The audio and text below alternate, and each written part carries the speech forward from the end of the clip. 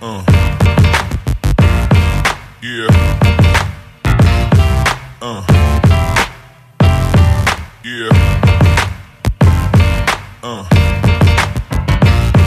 Yeah.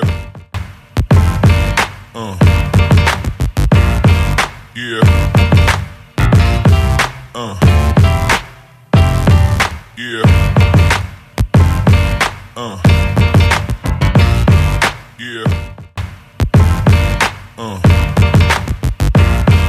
Yeah. Yeah.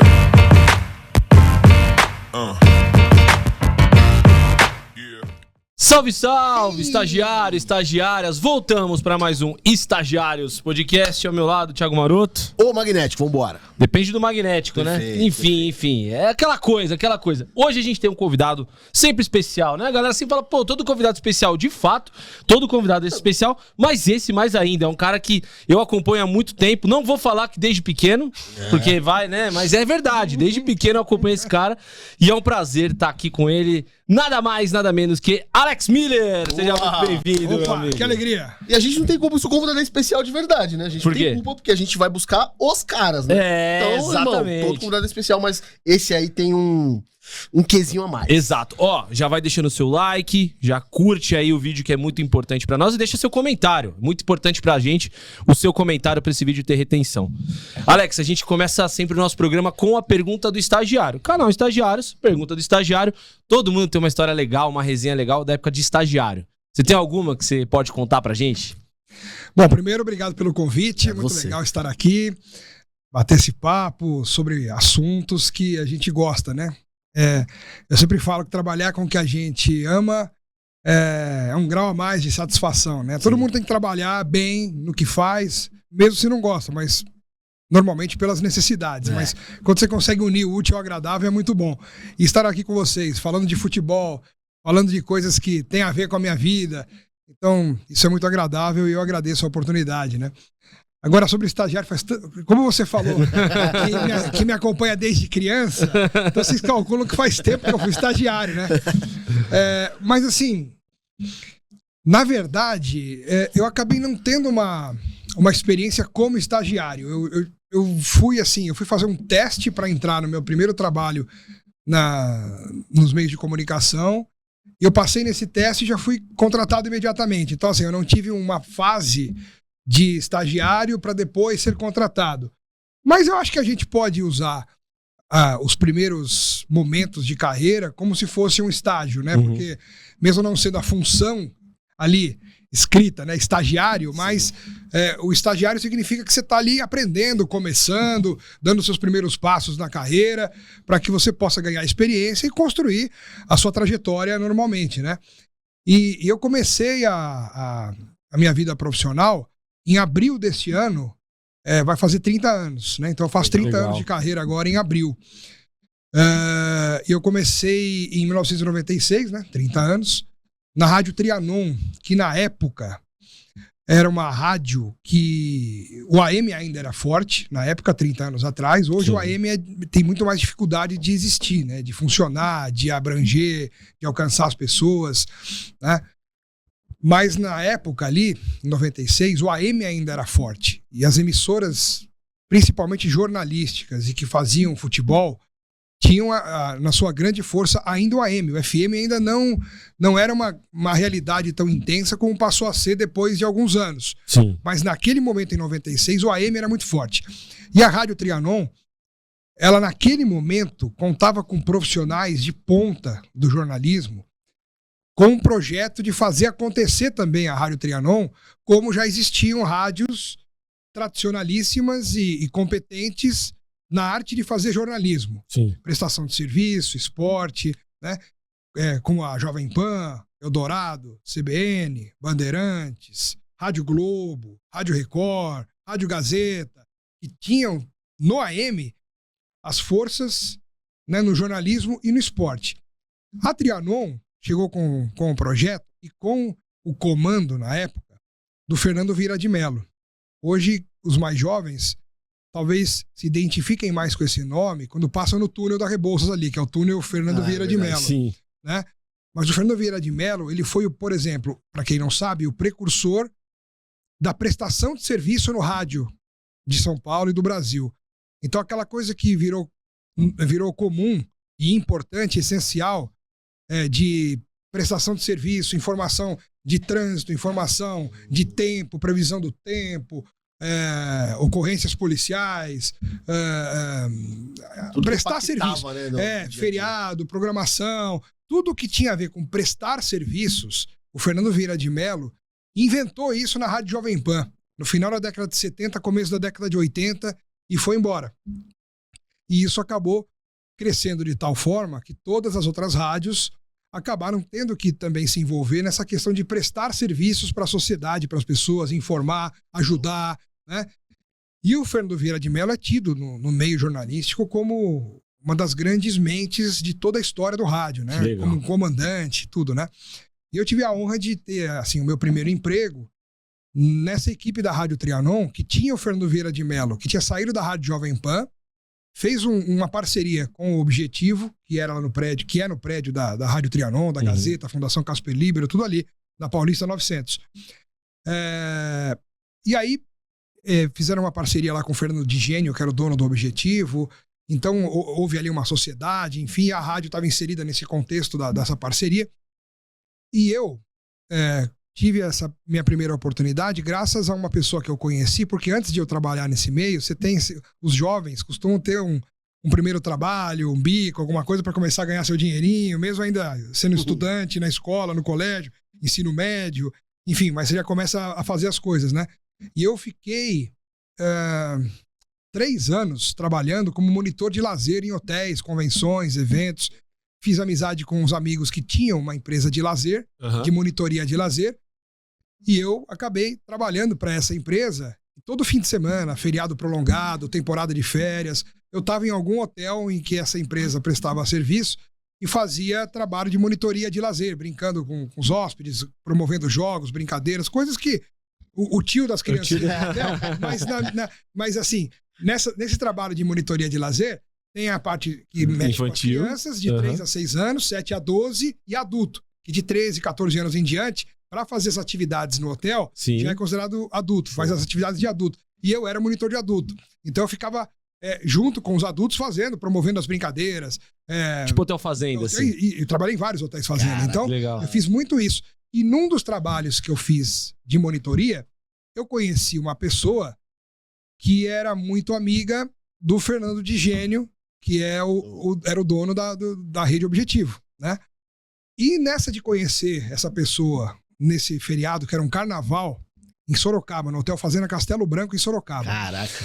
E aí, a gente começa a conversar, você faz amizade, conversa daqui, conversa dali, como é que é a sua vida, que não sei o quê, o que você faz, o que você não faz.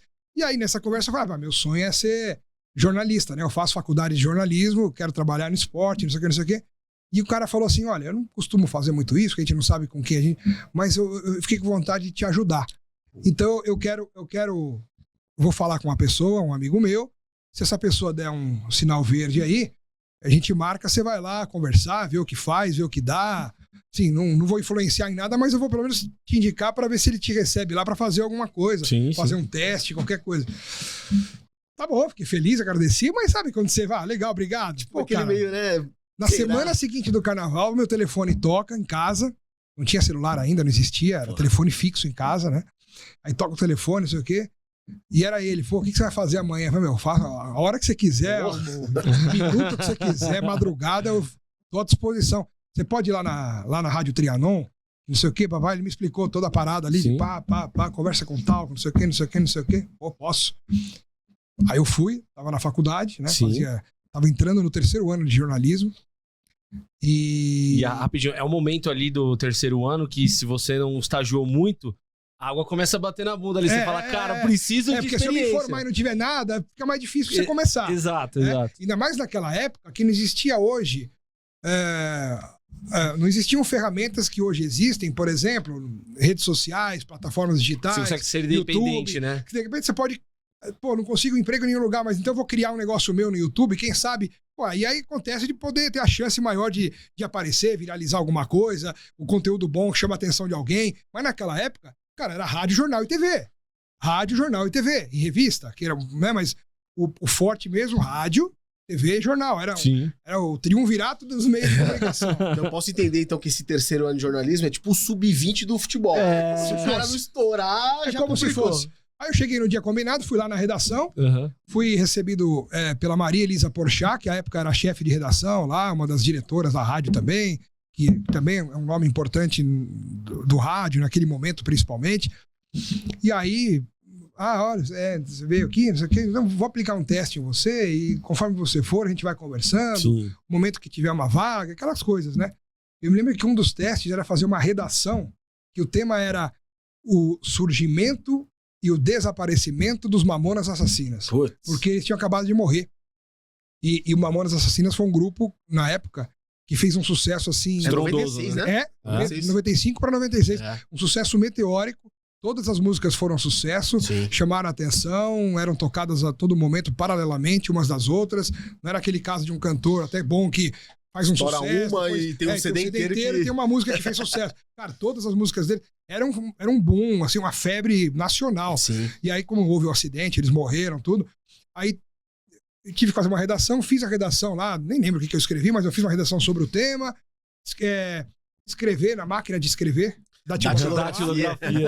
4 vias com papel carbono entre as vias, para que todas escrevessem a mesma coisa, né? Então, escreve umas notícias, não sei o quê. Aí escrevi lá, fiz. Bom, aí nos próximos dias, assim, me ligaram em casa, falaram, olha, você pode vir aqui pra conversar? Eu falei, posso. Beleza, fui. Então a gente conversei com ela de novo, fui lá. Olha, a gente gostou do seu teste, você passou, e não sei o quê. E abri uma vaga de rádio escuta aqui, pra você começar. Você se interessa? Porra, cara, me interessa. O sonho da minha vida. Era no rádio, que era o que eu mais gostava. E trabalhando com pessoas que na época, a Rádio Trianon, que eu falei que tinha o Fernando Vieira de Mello como comandante, mas tinha Cláudio Zaidan, Orlando Duarte, Márcio Bernardes, trabalhando lá também, entendeu? E, pô, pelo amor de Deus, cara, eu vou começar a lidar com pessoas que eu só era fã e de repente tô trabalhando junto, né?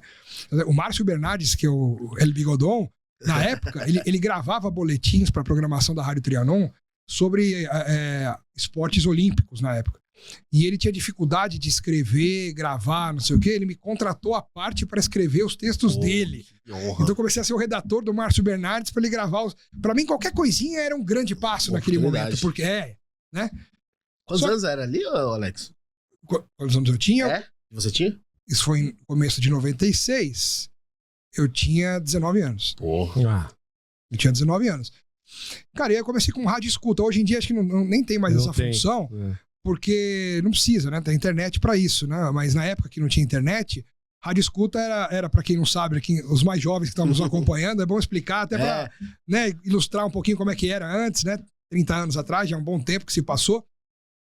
Rádio escuta simplesmente eu ficava numa cabine de 1,5 m por 1,5 m, sentado, com fitão de rolo na minha frente, gravando o que eu colocava num rádio que eu tinha na frente. E a minha função era escutar os programas específicos de rádio, os jornais, né, os programas jornalísticos das outras emissoras, para ficar captando as notícias que eu considerava mais importantes. E aí a minha função era levar para a redação da Rádio Trianon as principais notícias que eu via, para que a Rádio Trianon, se elas já tivessem a notícia, beleza. Se não tivessem, eu estaria levando naquele momento uma notícia importante para eles também repercutirem, informarem no ar, mandarem repórter, enfim, aí eles faziam o que eles achavam que tinham que fazer. A minha função era levar. Só que eu comecei a ser meio malandro também, e eu incluí nesse contexto os programas de esporte que eu queria ouvir, que eu gostava. Sim. Na hora do almoço tinha programa na Rádio Gazeta, na Rádio Bandeirantes, na Rádio Jovem Pan, e aí às 6 da tarde o Globo Esportivo e não sei o quê, e eu escutava tudo. E aí os diretores, os donos começaram a perceber que eu tinha uma tendência muito forte. Esporte. Além do que eu já falava para eles, que eu gostava do esporte, né? Eu queria, meu sonho era trabalhar no jornalismo esportivo. E lá não era uma emissora que tinha o esporte como carro-chefe. Era uma estrutura jornalística, mas no meio do jornal principal da rádio tinha um quadrinho lá, chamava Bola no Chão. E aí entrava lá rodapézinho. Entrava um produtor lá no meio do jornal, entrava uma vinheta Bola no Chão, patrocinado pela Brahma Chopp. Ô, louco, Brahma Chopp, eu lembro. Número 1. E aí era um bloquinho que E aí eu comecei a levar pra esse cara as notícias do esporte pra ele dar no programa. Então eu comecei a ser o redator do Bola no Chão. E eles começaram a me dar essas funções. Além disso, eu tinha que ser o checador. Eu tinha uma lista no papel com todas as delegacias da cidade de São Paulo, Corpo de Bombeiros, concessionárias de rodovias, Nova Dutra, CCR, não sei o que. Ligava todos os dias para todos esses lugares para saber se tinha alguma ocorrência de importância, de relevância. E quando tinha, eu passava, no bairro tal, na delegacia tal, me deu a informação que aconteceu um roubo, um assassinato, não sei o quê. O Alex, ele tá mostrando pra nova geração como que era antes, né? Porque tudo é muito fácil. Só pra fechar a questão do estagiário, também tem muita coisa pra gente falar, mas rapidinho. Claro, eu só quis contextualizar isso. É muito boa, complementa o início da minha vida profissional, né? E o passo definitivo pra eu entrar no esporte. Sim. No mês de junho, mais ou menos, eu não lembro exatamente se foi junho ou julho, mas foi no meio do ano, teve uma grande tragédia num shopping em Osasco. No Osasco que pegou fogo, shopping, né? Que pegou fogo, explodiu e morreram várias pessoas. E foi uma comoção nacional aquilo, né? Foi coisa de parar a programação das emissoras todas de televisão pra cobrir link, não sei o quê, porque houve várias mortes, houve, infelizmente, muitos feridos. E aí, quando acontece isso, até hoje é assim, as redações, as emissoras, os veículos de comunicação param tudo que estão fazendo para fazer uma cobertura especial daquilo que é relevante para o momento. E na estrutura da Rádio Trianon, que não era tão grande, não era a mesma como era das outras emissoras, principalmente televisão, todo mundo se desdobrou ao máximo. Eu mesmo fiquei à noite, passei do meu horário. Aí não tinha horário, não tinha nada. E a minha função, o que era? Procurar notícias, informações sobre vítimas, nomes, pessoas. E eu comecei a ligar para os hospitais de Osasco, eu nem lembrava mais para onde eu ligava para todo mundo, para todo lugar que eu tinha ideia, pessoas que eu já conhecia da polícia que poderiam ter informação, não sei o quê. E eu passava, eu corria na redação, voltava. E aí, cara, na mesma semana, o filho do Fernando Vieira de Mello, o Fernandinho Vieira de Mello, que continuou, trabalha em não sei exatamente onde ele está hoje, mas ele foi inclusive diretor da Rádio Bandeirantes na época, também depois, enfim, mais pra frente. Mas enfim, aí ele me chamou na sala, ele era um cara bem sisudo, não era muito de papo com as pessoas. Fernandinho, é assim. E aí ele falou, Alex, eu sei que foi uma tragédia, não sei o que, mas a gente fez o nosso trabalho. Eu queria te dar os parabéns pelo seu empenho, pelo que você apresentou, pelo que você fez. Então, por conta disso, a partir de agora, você não vai ser mais o redator do Bola no Chão. Você vai entrar no estúdio e fazer o Bola no Chão. Pra mim, fazer o Bola no Chão era coisa... Que? Bola no Chão? Eu que vou falar no ar, na rádio? Cara, é assim... Porra, cara. Puta acontecimento. Na verdade, pra mim ali é assim, pô, tô realizando meus sonhos, eu posso morrer. Cara, tô falando no rádio, ao vivo, que minha mãe pode ouvir, meu pai, sabe, coisa assim. Como, assim, entre aspas, recompensa do trabalho que eu fiz de checagem, de apuração, de buscar, né? Que naquela época era muito diferente de hoje. Hoje você dá 2 cliques e acha... Hoje tiver um Google lá e você não precisa nem... naquela época era lista telefônica, né? Telefone fixo. Ligava, alô, desligava, ligava pro outro, ligava. E aí, cara, comecei a fazer o Bola no Chão uns meses até o final do ano, né? E isso pra mim foi muito legal, muito feliz, fiquei, não sei o quê. Só que aí houve algum problema lá, exatamente não sei qual, mas na estrutura da cabeça do projeto da rádio, não sei o quê. E aí houve um problema que no começo do ano seguinte, em 97, eles tiveram que, cara, cortar acho que mais ou menos 3/4 do quadro de funcionários. Assim. Para manter a rádio mais um tempo, eles tiveram que fazer isso. Enfim, e aí... no meu caso, eles me chamavam. Era um dia que eles chamavam na salinha nome por nome. Falando de tal, entrava lá. Falando de tal, entrava lá. E já sabe, saía, era demitido. E aí que chamaram meu nome no determinado momento, fui. E aí, o que foi falado pra mim? Não queríamos te perder, papá, a gente viu sua evolução. Mas assim, a gente sabe que você quer voar no mundo do esporte. Aqui não é o lugar pra isso. Mas eu vou tentar ver se te ajudo pra encaixar em algum outro lugar. A gente tem contatos também. Sim. Papapá. Poxa, aí foi o dia mais triste até então, porque eu fui embora chorando pra casa de ônibus, fui lá na Avenida Paulista, peguei o ônibus, fui chorando até minha casa, cheguei, chorei com a minha mãe, assim, foi terrível, né? Cara, se meu sonho tava sendo realizado, e agora? Mas eu, assim, graças a Deus, como eu falei, que trabalhavam lá na Rádio Trianon, o Cláudio Zaidan e o Orlando Duarte. E esses dois já trabalhavam também na Rádio Bandeirantes como comentaristas de futebol. Sim. Eles eram comentaristas do esporte da Rádio Bandeirantes. O Zaidan e o Orlando Duarte. O Zaidan apresentava um programa na madrugada, todo dia, chamado Bandeirantes a Caminho do Sol. Putz, eu lembro muito desse programa. Meia-noite às 5 da manhã. E aí, cara, não passou um mês, passaram 2 meses. Me chamaram na Rádio Bandeirantes para conversar com o diretor de esportes, que era o Sérgio Cunha, por conta de um pedido dos dois, do Orlando Duarte e do Zaidan. E aí fui lá, conversei com o Sérgio Cunha, na época, o Alberto Luchetti Neto era o diretor-geral da rádio, de jornalismo, tudo, e o Sérgio Cunha era do esporte. E aí, ó, ele é muito engraçado, o Sérgio Cunha tinha cara de bravo, quase 2 metros de altura, não sei o quê. Ó, beleza, não tenho vaga, não sei o quê, mas se quiser ficar aí, vai ficando. Vai conhecendo, conversa com o pessoal, fica lá na redação, vai lá ver como é que funciona. Tá liberado, pode ficar, mas não tenho vaga.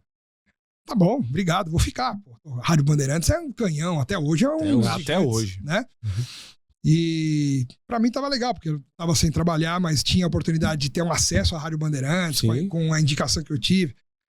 Dias depois eu descobri que aquilo era só cascata, que ele só queria me observar, se eu ia aceitar, se eu ia querer, se eu ia me empenhar, não sei o quê. Cara, não deu outra. Pouco tempo depois ele me chamou lá e me contratou pra começar a trabalhar na Rádio Bandeirantes. Primeiro na produção, não sei o quê. E aí, reportagem. Aí depois de reportagem fui desenvolvendo e graças a Deus eu posso falar que na minha profissão, tudo que eu quis fazer na vida eu já fiz. Então, a partir de agora, o que vier é acréscimo. Porque o que eu sonhei, eu realizei. Então, eu já sou uma pessoa realizada pelas coisas que eu quis fazer e que eu consegui fazer, né? E todas as funções possíveis dentro da minha profissão eu exerci. Eu fui redator, eu editava, eu fiz reportagem durante quase 15 anos, reportagem de campo no dia a dia. Passei a narrar, passei a comentar, apresentei programa. Então, assim, tudo que alguém pode fazer, pelo menos diante de um microfone, eu já fiz e continuo fazendo. Então, posso falar que eu venci na minha profissão, né? Então, sem dúvida. E numa época que, não, como o Alex disse, não é igual hoje que você faz um canal no YouTube e você consegue ir lá, se você tem talento, as coisas vão acontecendo. Né? Não é dessa forma. E antes da gente continuar o nosso bate-papo, você já falou aqui da novidade, né? Mas vamos falar eu agora vou falar da novidade e apresentar pra vocês o novo patrocinador master do canal Estagiários. Sabe aquele master? Aqui, ó, master. Aposte fácil, tá, galera? Tá? Aí agora tá subindo a arte pra vocês, tem um QR Code que vai te levar até a plataforma Aposte Fácil. Muito bacana, muito legal. Não é, como diz o Alex, cascata, tá? É um atendimento humanizado, não é robô, tá? Então eles vão te acompanhar ali desde o momento que você faz o cadastro até a hora do saque. Mas lembrando, galera, um dinheirinho pra brincar. Não vai gastar a conta do mês, não vai ficar rico, o salário. Ninguém pelo amor de Deus, não é pra ficar rico. É pra brincar, pra se divertir com responsabilidade, tá bom? Atendimento 24 horas, importante falar, e uma casa de apostas licenciada pela Loterge, tá bom? Então muita atenção aí nessas outras casas que vocês estão por aí. A Aposte Fácil é licenciada pela Loterge e é o seu lugar pra fazer aquela fezinha pra brincar, né, Tiagão? Aquela aposta da rodada. Você tem algum hábito, alguma superstição antes? Porque tem gente que gosta de apostar só no segundo tempo. Eu nunca apostei no primeiro tempo, só no segundo. Não, eu sempre aposto horas antes do jogo começar. Depois que o jogo começa, eu nem chego perto. Aí não chega perto. Nem chego perto. É isso. Então vai lá, dá moral pra quem nos dá moral, tá bom? Lembrando, com responsabilidade.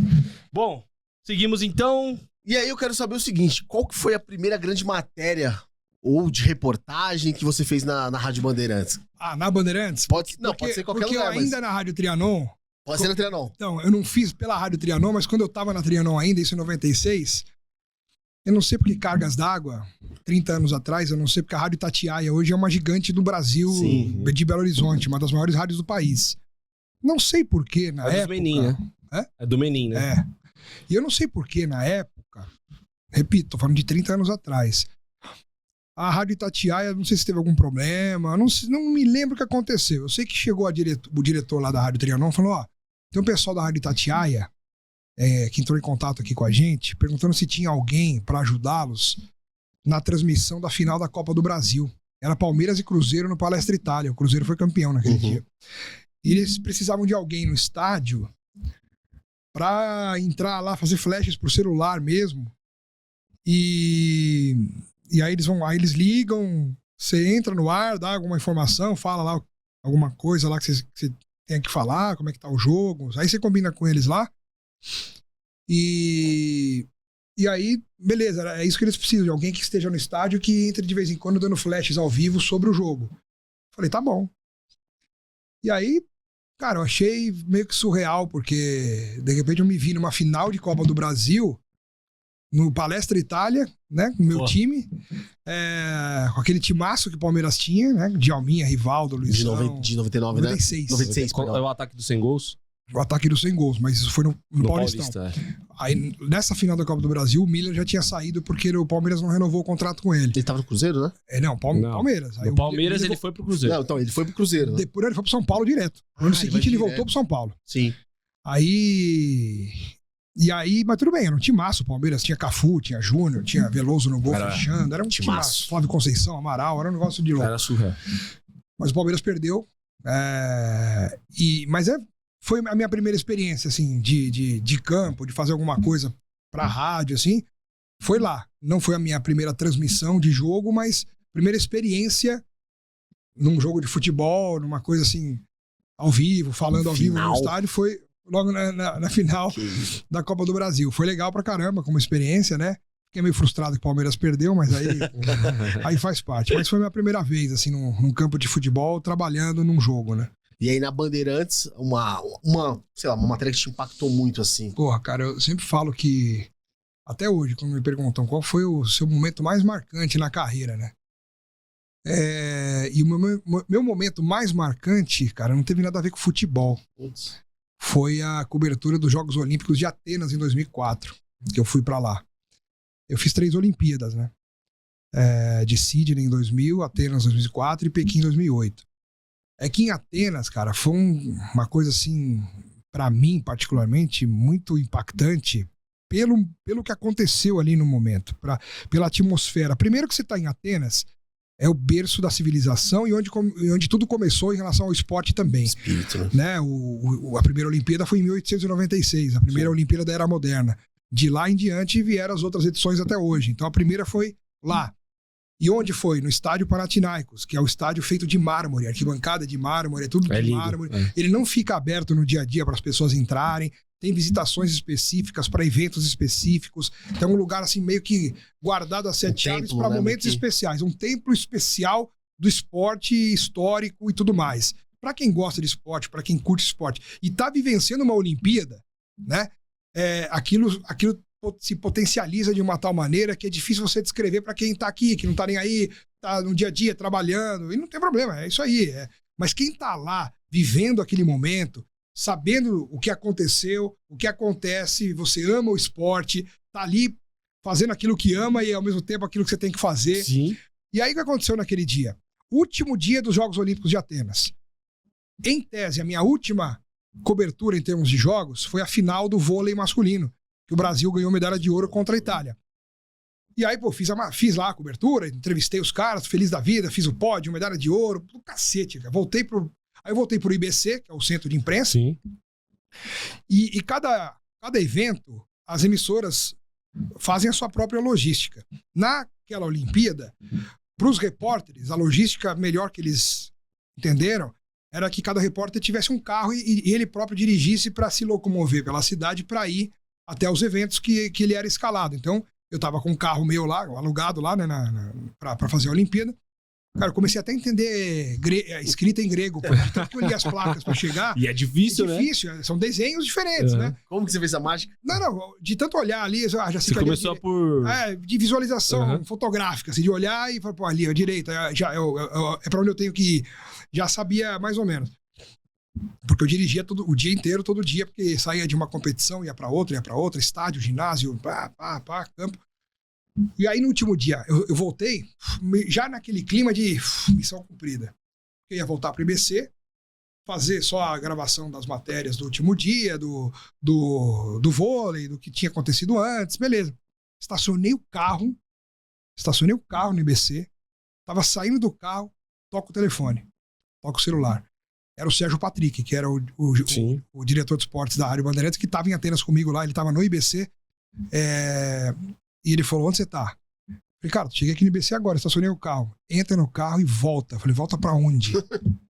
Ele falou, vai pro Panathinaikos. Eu não tinha ido ainda ao Panathinaikos. Eu tava um mês em Atenas e não tinha ido porque não tinham aberto. Iam abrir só no último dia. Pra quê?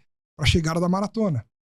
A maratona chegava lá e a maratona fechava ali os Jogos Olímpicos. É o último evento dos Jogos Olímpicos, né? Porque é o principal. Né? A essência da Olimpíada começou com maratona e terminou ali naquele lugar. Sim. Olha, cara, fico arrepiado só de lembrar. E assim, eu falei, por quê? A gente nem imaginava pra que maratona. Não tinha brasileiro candidato a nada, né? Cara, o Vanderlei Cordeiro de Lima tá no meio da prova em primeiro lugar e vai ganhar medalha de ouro. Tá disparado na frente, volta pra lá que tem que fazer. Falei, pô, tá bom. Pô, já fiquei, de novo já, a adrenalina subiu, voltei feliz da vida. Vamos lá, cobrir Brasil, medalha, aquela, né?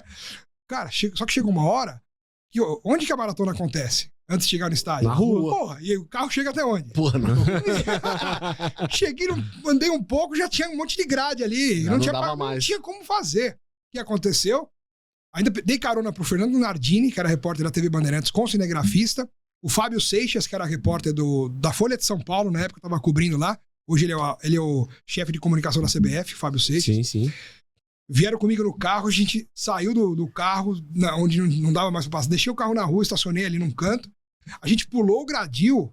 A gente pôde porque ele tava com credencial de imprensa. Uhum. A gente pulou o gradil. A gente começou a sair correndo pela rua onde os atletas iam passar mais tarde, em direção ao estádio, pra gente chegar no estádio e esperar os atletas chegarem.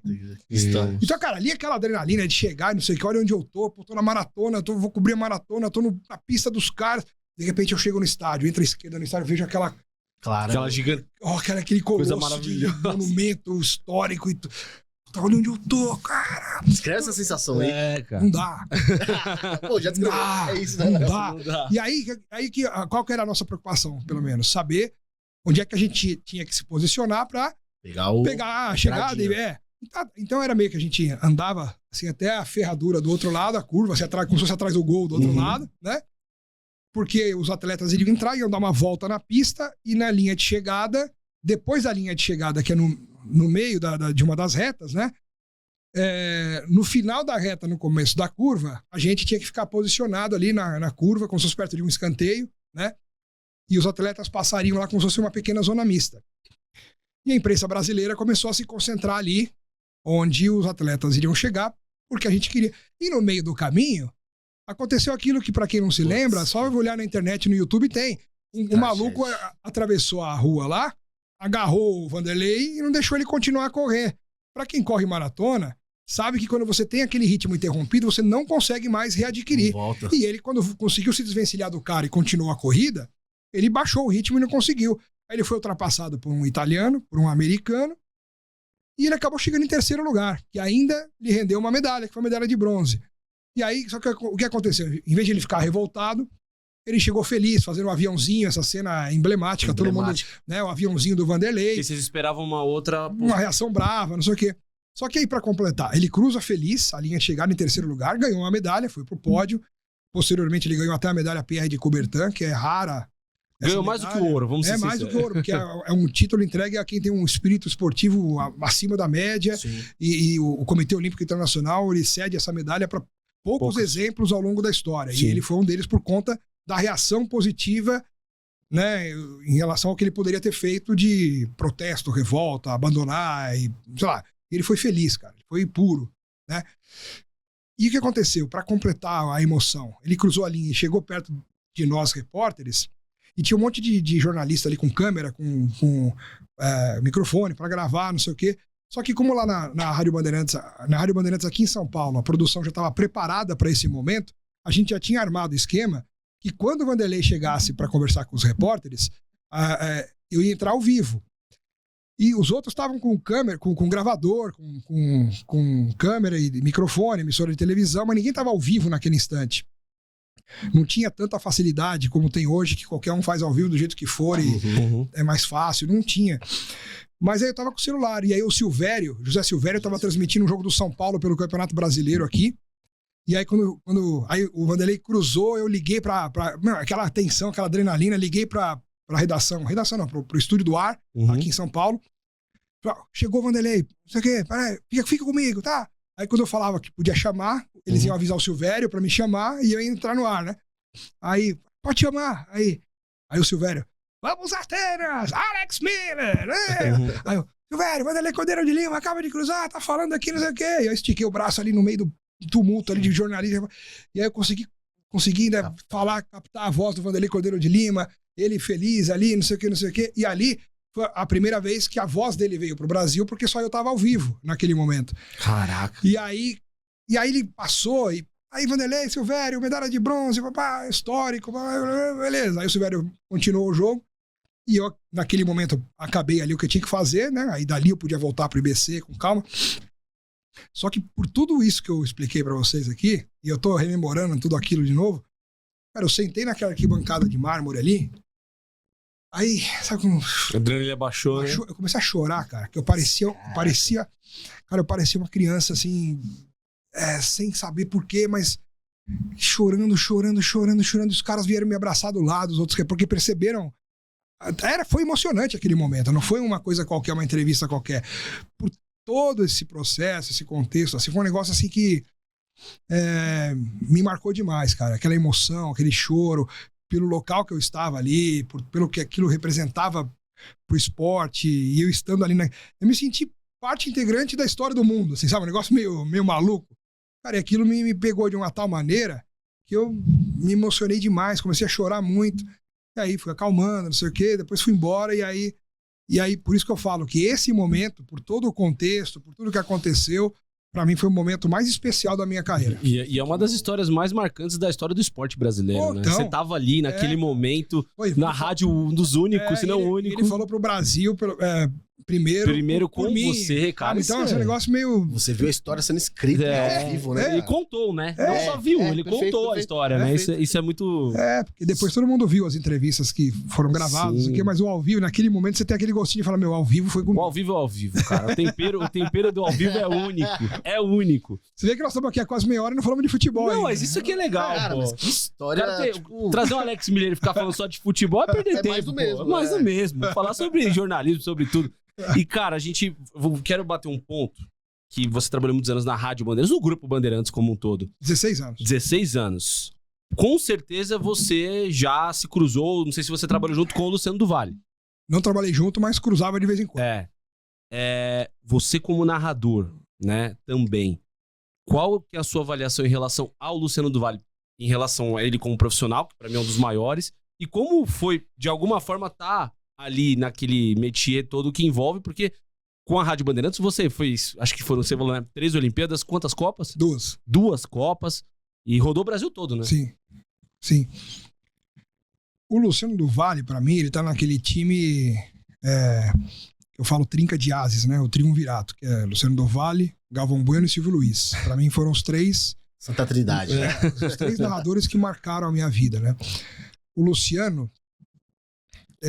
além de ser um desses 3, ele teve também ao seu favor, como se fosse um plus, a questão de desbravar outros esportes, de ser a marca da Bandeirantes, o canal do esporte, e ele trazer modalidades que o brasileiro nem sonhava em um dia ver na televisão. NBA. Né? Boliche, sinuca. E ele tornou popular essas modalidades, assim, que seria na época coisa de maluco, se a gente fosse pensar com racionalidade, né? Você tá louco? Botar sinuca, não é quem que vai assistir um jogo de sinuca?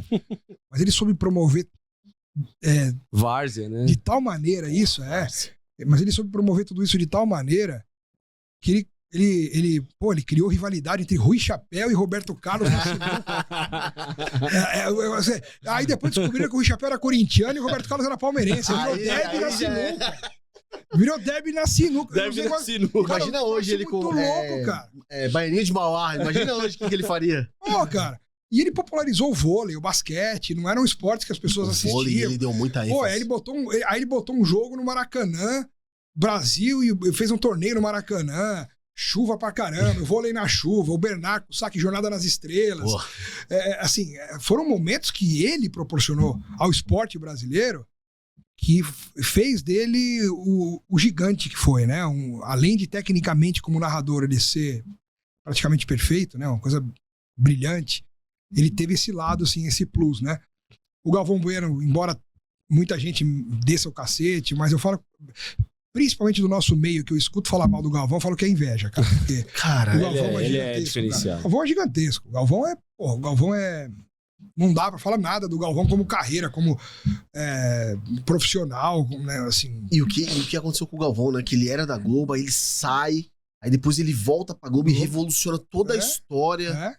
Cara, ele foi pra Rede OM, que fez parceria com a Gazeta. Ele narrou Libertadores pela Rede OM, ele narrando e o Avalone comentando. Na Rede OM, que era uma emissora que existia do Paraná, veio um grupo lá, CNT, depois fizeram lá uma parceria de emissora. Pô, cara, o Galvão Bueno ele narrou a Libertadores que o São Paulo foi campeão, se não me engano. se eu não me engano.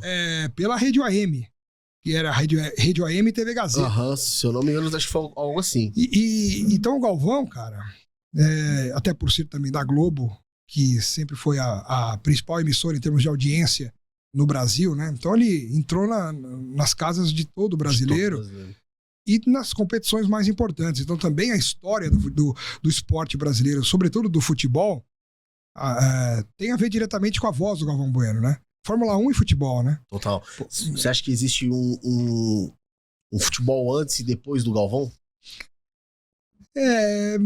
Assim, porque quando ele começou a narrar futebol na televisão, eu era muito pequeno, o Luciano do Vale, então pra mim não existiu antes, né? Porque quando eu comecei a assistir já era com eles. Já né? era eles. E até hoje, assim, o Galvão tá aí, né? Quer dizer, vai narrar a Copa agora em 2026, né? Quantos anos, né?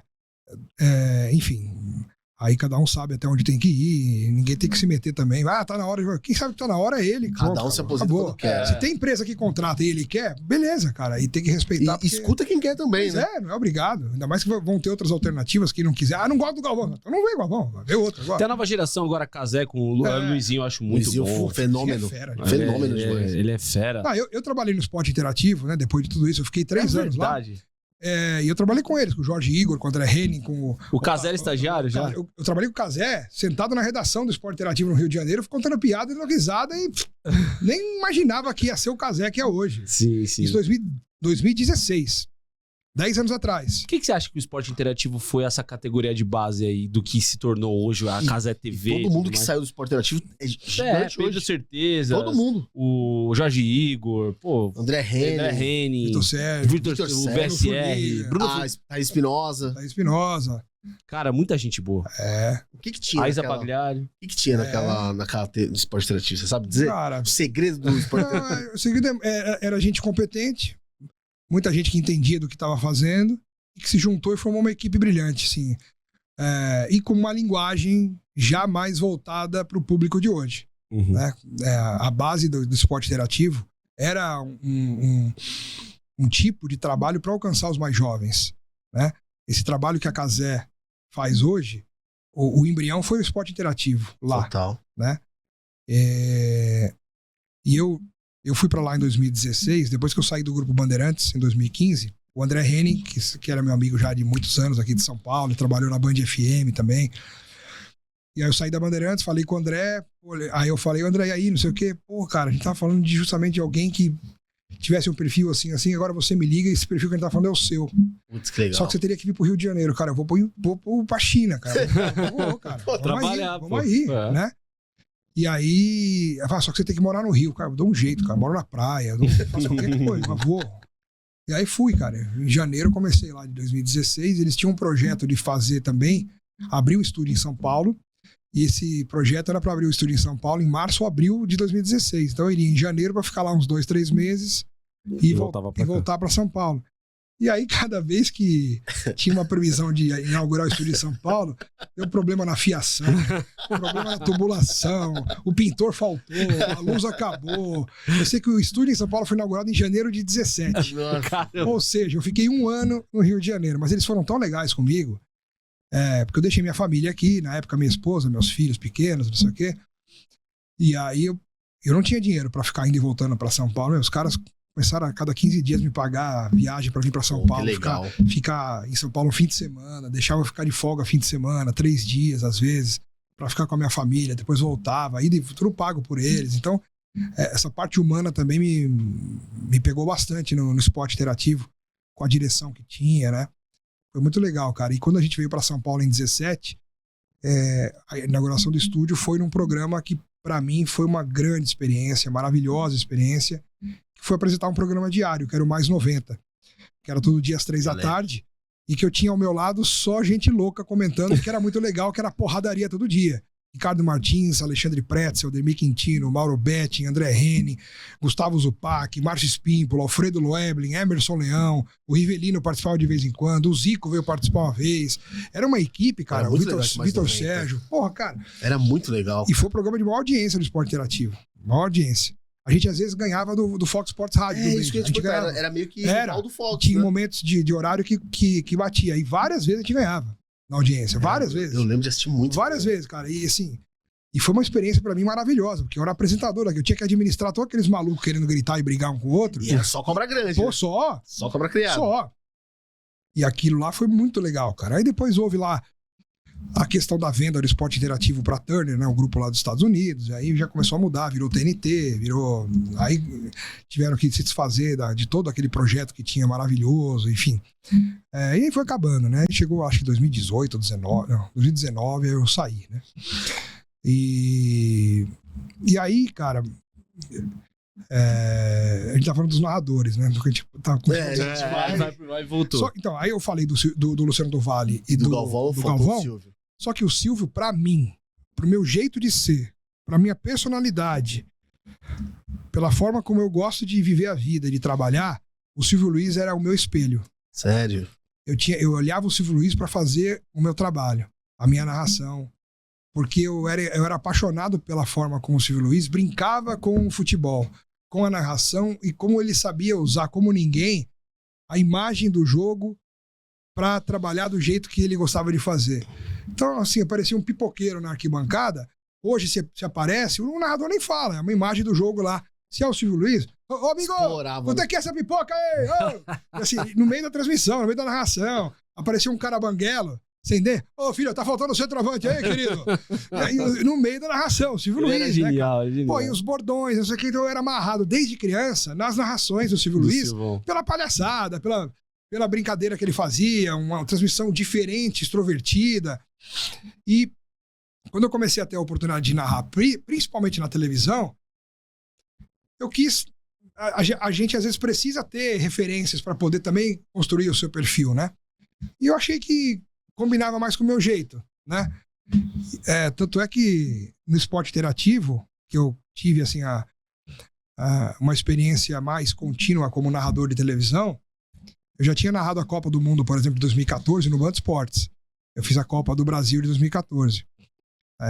Narrei jogos, tudo, assim, viajei, fui na Fonte Nova, assim, Viveu a Copa? Vivi a Copa, né? Inclusive o Pedrinho era meu comentarista. Que Caramba, é presidente do Vasco. Caramba, cara. Ele começou com você? Na época da Bandeirantes ali, né? Só que no esporte interativo eu era narrador mesmo de fazer tudo. Uhum. E naquela época o esporte interativo ele transmitia campeonatos que nós aqui em São Paulo, por exemplo, no sul do país, nós não imaginávamos que poderia dar certo.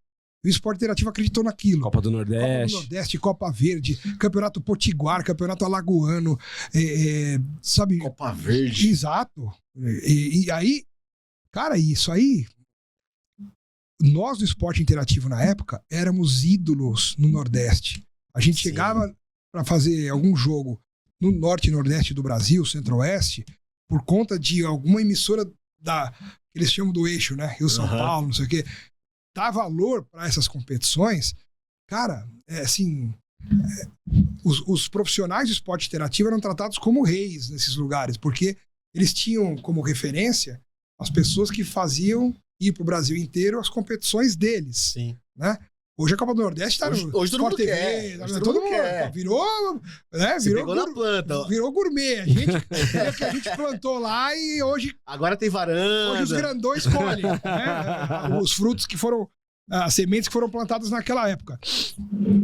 E assim, Mas, naturalmente, o nível técnico de vários jogos desses não era como o nível técnico do Brasileirão, da Série A, muito menos. Hoje nivelou, mas antigamente não.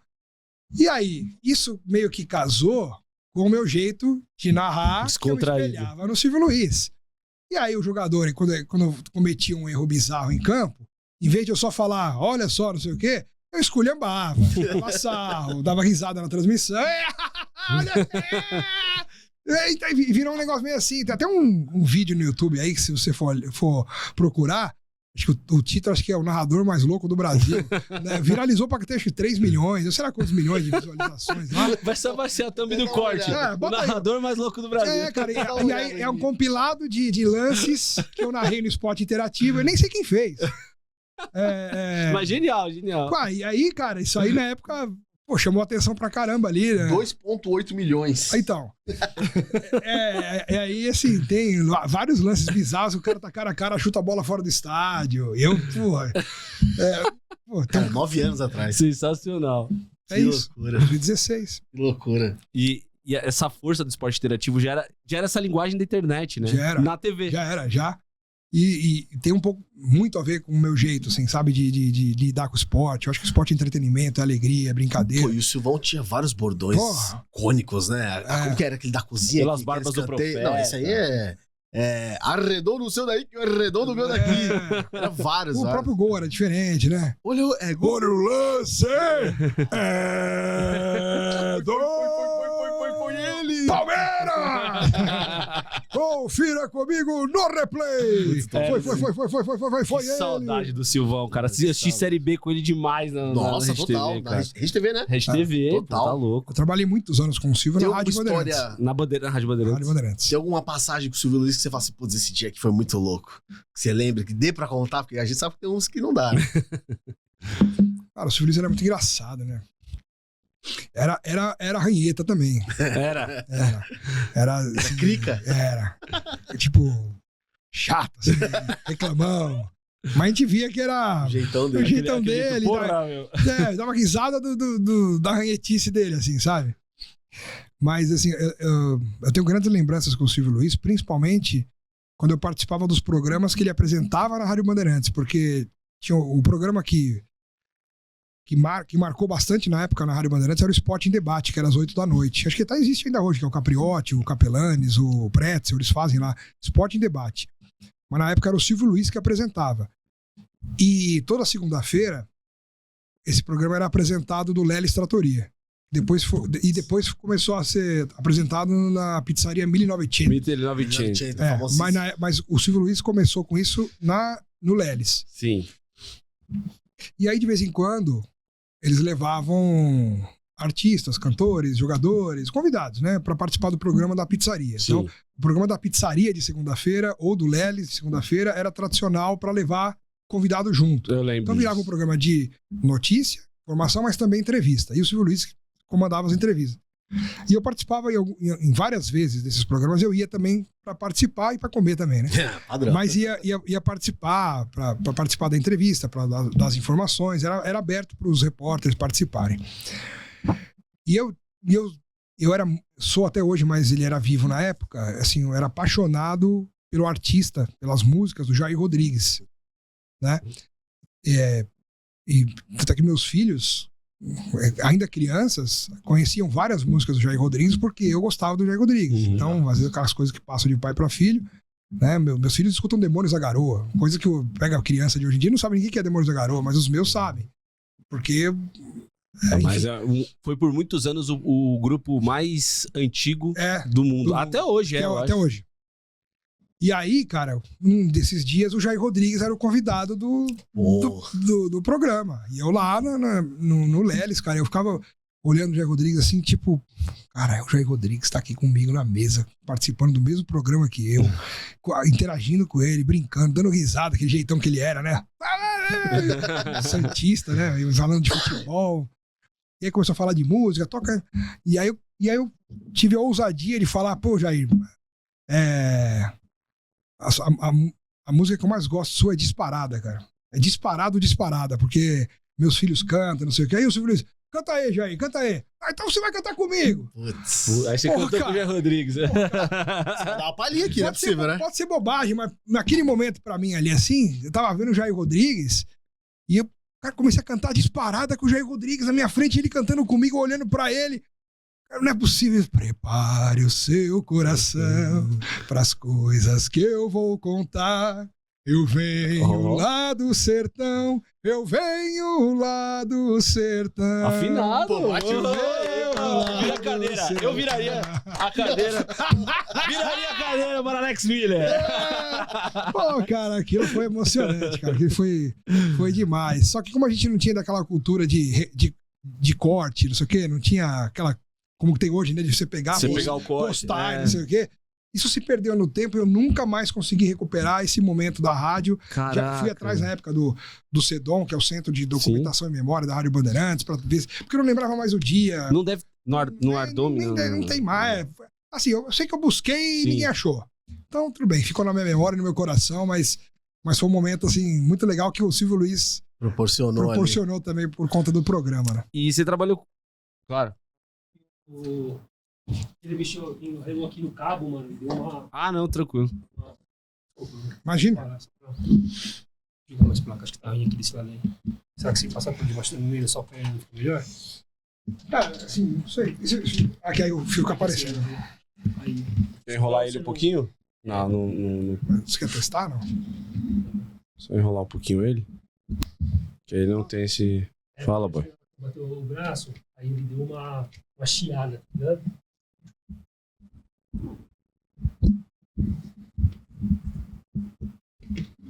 Acho que tá tranquilo pra você, Tá, tá te atrapalhando. Você depois anota a minutagem só pra mim? Tá bom, sim.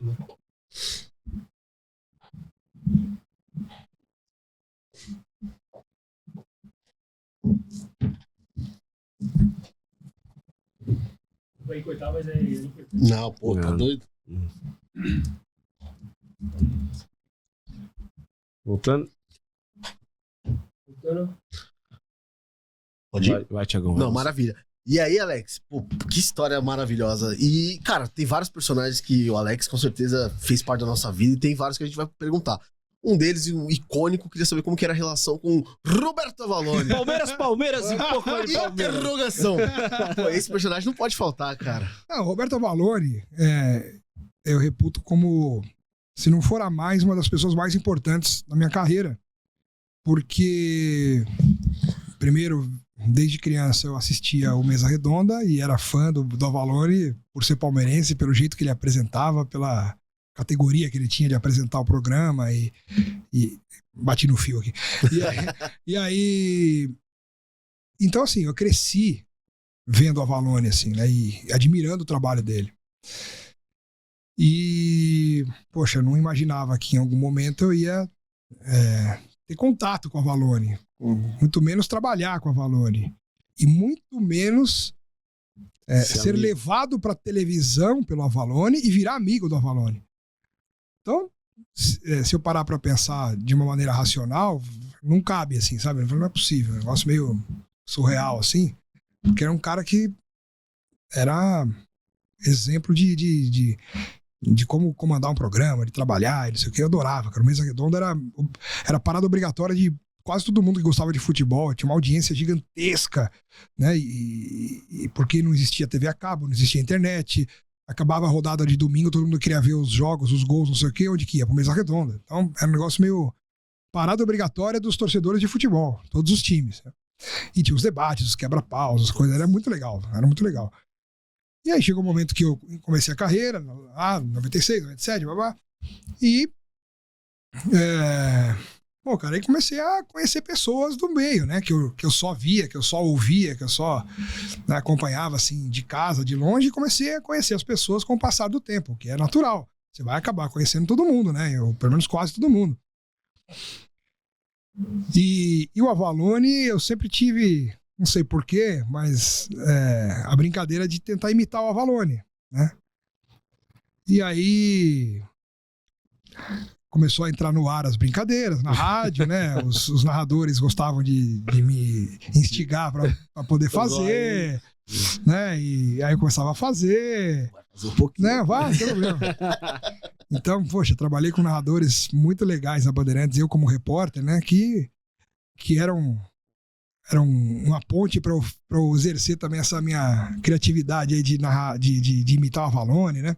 Então, o Dirceu Maravilha, e o Ulisses Costa depois, né? Os dois foram muito legais, assim, nessa questão de tiração de sarro, de brincadeira, fazer uma transmissão extrovertida, do meu estilo também, sabe? Então era muito legal. E, cara, aí teve uma vez que, depois que eu comecei a imitar o Avalone na rádio, como eu era repórter, comecei a imitar, eu não conhecia o Avalone pessoalmente, e aí a Gazeta me convidou para participar do Mesa Redonda como convidado. Né, para ir lá na mesa. Que loucura. Aí eu fui lá, cara, tinha o Evair como convidado, que é meu ídolo no futebol. Cara, as coisas foram acontecendo assim, de uma tal maneira, né? E aí eu brinquei lá também no programa, meti a Avalone pra ele deu risada, não sei o quê, pô, legal, obrigado. E passou o tempo, mas aí a gente começou a ter mais, assim, um pouco mais de... né? Mas eu sempre imitei com muito respeito, né? Eu nunca peguei as brincadeiras, as imitações pra ofender ou pra tirar, era mais pra imitar a voz, assim, né? Os Que era uma voz muito os peculiar, trejeitos, né? E tanto é que até hoje tem gente que acha que eu sou filho do Avalone. Sério? Tem gente que pergunta, você é filho do Avalone? Não. Mas tem gente que acha, né? No mundo de cada pessoa. Ninguém é obrigado a saber tudo as coisas. Ninguém, né? Quem não trabalha no meio é só torcedor, telespectador, acompanha um pouco ali, aqui. De repente... faz uma conexão, associou, faz uma conexão das coisas, porque o que aconteceu? Aí o Avalone, ele saiu da Gazeta, ficou um tempo parado, mas aí a Rede TV fez um projeto de um novo programa de esporte, que era o Bola na Rede, e contratou o Avalone para ser o apresentador. Só que o Avalone, a equipe do Avalone da Gazeta continuou na Gazeta. E o Avalone teve que montar uma nova equipe para fazer um novo Mesa Redonda, só que com o nome Bola na Rede, na Rede TV. E uma das pessoas que ele convida para fazer parte da equipe fixa fui eu. Legal. E foi o meu primeiro trabalho fixo na televisão, de continuidade. Né? Eu já tinha feito coisas na televisão, na Bandeirantes. Tinha o Canal 21 na época, que era o precursor do Band Esportes, né? Que eu fiz algumas reportagens, algumas matérias, mas não era uma coisa fixa. Mas Bola na Rede, não. Era um programa de domingo também, né? E deu audiência muito legal. Foram 4 anos com a Avalone, 4 anos de Bola na Rede, 3 com a Avalone, 3 e pouco. A Avalone saiu da Rede TV, o Fernando Vanucci assumiu e continuou. A gente continuou lá, depois acabou o projeto Bola na Rede ali, depois de um tempo. E aí o Avalone, antes disso, ele já tinha trabalhado na Rádio Bandeirantes como comentarista. Ficou 1 ano na Rádio Bandeirantes. A Copa do Mundo de 2002, ele trabalhou lá. E alguns amigos que trabalhavam na Bandeirantes comigo também gostavam de imitar outras pessoas. E a gente criou naquela época um programete chamado Rádio Clone, que cada um imitava um. Então tinha o saudoso Cadu Cortez, que era um grande profissional, ele imitava o José Silvério. Faleceu com 40 anos, cara, de infarto, um negócio louco. Ele imitava o Silvério, eu imitava o Avalone, o Estevam Ticone. Ele imitava o Dinei Edson, que narrava a Fórmula 1 na Rádio Bandeirantes. Perfeitamente. E tinha o André Russo, outro saudoso companheiro, trabalhou muitos anos comigo na Bandeirantes, num outro projeto que a gente fez lá, o Na Estrada, que a gente fazia um programa de madrugada sobre caminhoneiros, que a gente ficou anos fazendo esse programa juntos. E o André Russo fazia um personagem muito engraçado que chamava Doutor Resumo Resenha, que ele falava e não falava nada, embromation total. E o comentário do professor Resumo Resenha: olha, a questão é a seguinte, e fazia uma voz assim, e falava, enrolava e não falava, tá certo. Muito bem, aí entrava eu, Avalone, o Silvério com o Cadu Cortez. E como o José Silvério era o narrador principal e o Avalone era o comentarista principal, o Rádio Clone virou um clone da nossa transmissão. Sim. A gente caçava trechos da transmissão original e colocava na Rádio Clone para comentar em cima e tirar um sarro. Foi muito legal, assim, a experiência com a Avalone naquela época, né? Tanto é que de tanto eu conviver com a Avalone ali no dia a dia e eu me aperfeiçoar na imitação dele, uma vez teve uma cena muito engraçada na redação da Rádio Bandeirantes, que o telefone tocou eu atendi aleatoriamente, tipo, outros poderiam ter atendido, mas eu atendi, tava mais perto. Só que eu brincava, assim. Eu atendi o telefone imitando o Avalone. Alô? Aí, pai? Filha? Oi, pai, você tá aí ainda? Eu tô, filhinha, teve uma reunião. E os caras em volta já perceberam o que tava acontecendo. Um começou a cair no chão, outro sentou na cadeira e não sei o quê, né? Por aqui, daqui a pouco eu vou. Tá precisando de alguma coisa, filha? Não, pai, por que tá todo mundo rindo aí do lado? Aí eu comecei a rir também, porque eu não aguentei. Aí eu falei, Carol, desculpa, é o Alex Miller. Não acredito! Você me pegou! Ah, achei que era meu pai! Aí, desculpa, cara. Que Carol, resenha, velho. pô, cara, a Carol, muito filho igual. da... É muito. É muito parece muito. Se fechar o olho, você vê. Muito boa noite.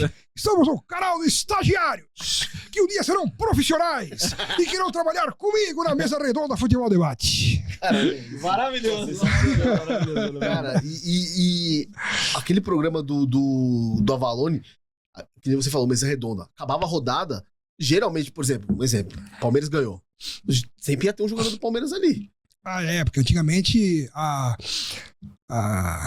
conexão que existia com os jogadores, treinadores, era outra história, era outra realidade. Hoje em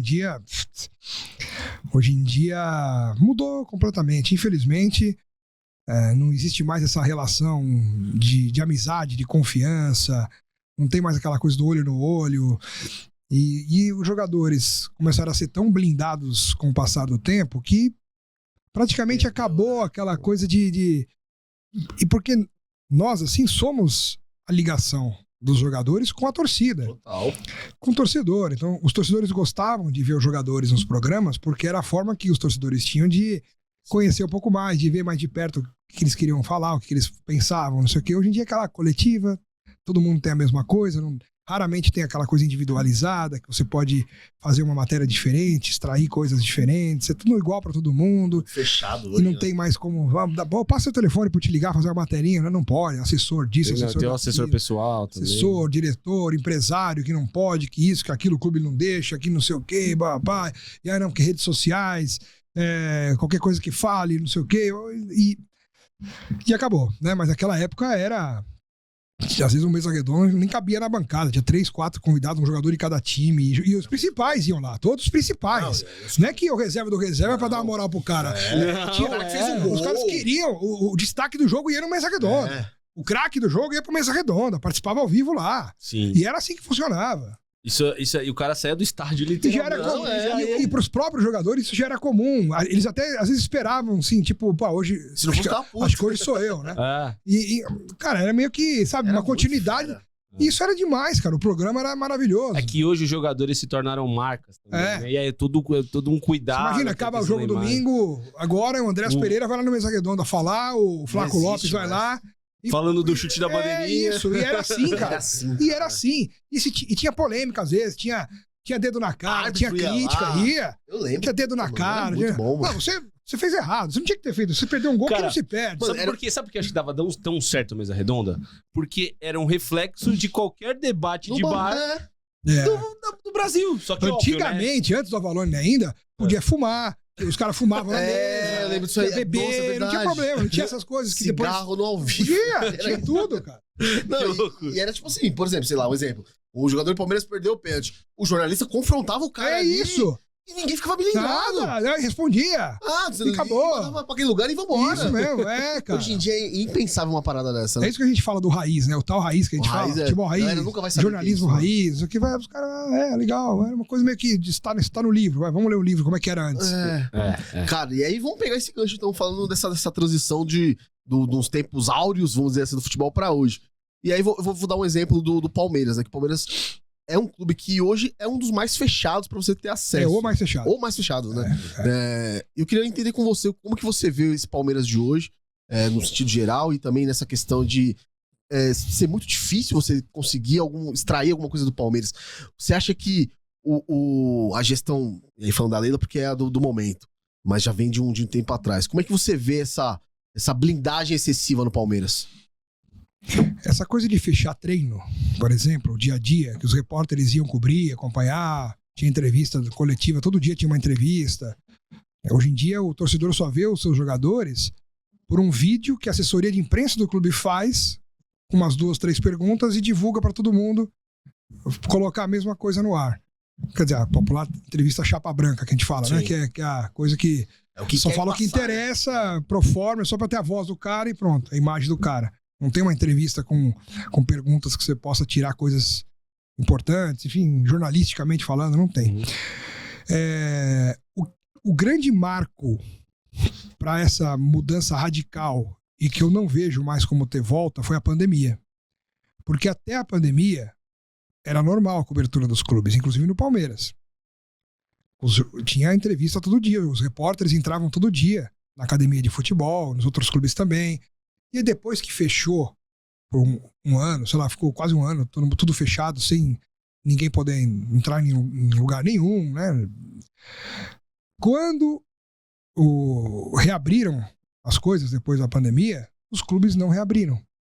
Porque eles perceberam que passou a ser mais cômodo para eles, mais seguro para eles, mais tranquilo para eles trabalhar no dia a dia sem a presença da imprensa. Então, foi uma questão, foi um casuísmo de eles usarem uma situação específica que foi a pandemia para nunca mais abrir como era antes. Hoje, outros clubes abrem de vez em quando um dia para a imprensa, que é o treino aberto. O Sempre famoso na treino representação do jogo. e algum dia que também não tem nada tão importante, um treino meio que, né, físico, nada. Pô, antigamente não, a gente via os coletivos, via as trocas durante os treinos, então os repórteres mais atentos, mais conhecedores, assim, acabavam prevalecendo e o trabalho era mais valorizado, porque, pô, eu vi no treino o cara, o técnico no meio do treino tirou tal, botou tal, testou tal formação, tal esquema tático, botou 3 zagueiros, aí não sei o que, o tal jogador se machucou, tal jogador brigou com o outro, discutiu, xingou, o técnico não sei o que, mandou embora. Então eram detalhes que davam uma riqueza pro trabalho jornalístico, mas que depois da pandemia ficou escancarado que isso não interessava para os clubes, que era muito mais contra do que a favor. Só que o Palmeiras, com o Abel Ferreira, que chegou no começo da pandemia, na saída do Luxemburgo, ele pegou a transição da pré-pandemia e pós-pandemia, o Abel Ferreira que fez esse trabalho, ele acabou fazendo questão de manter essa blindagem até hoje.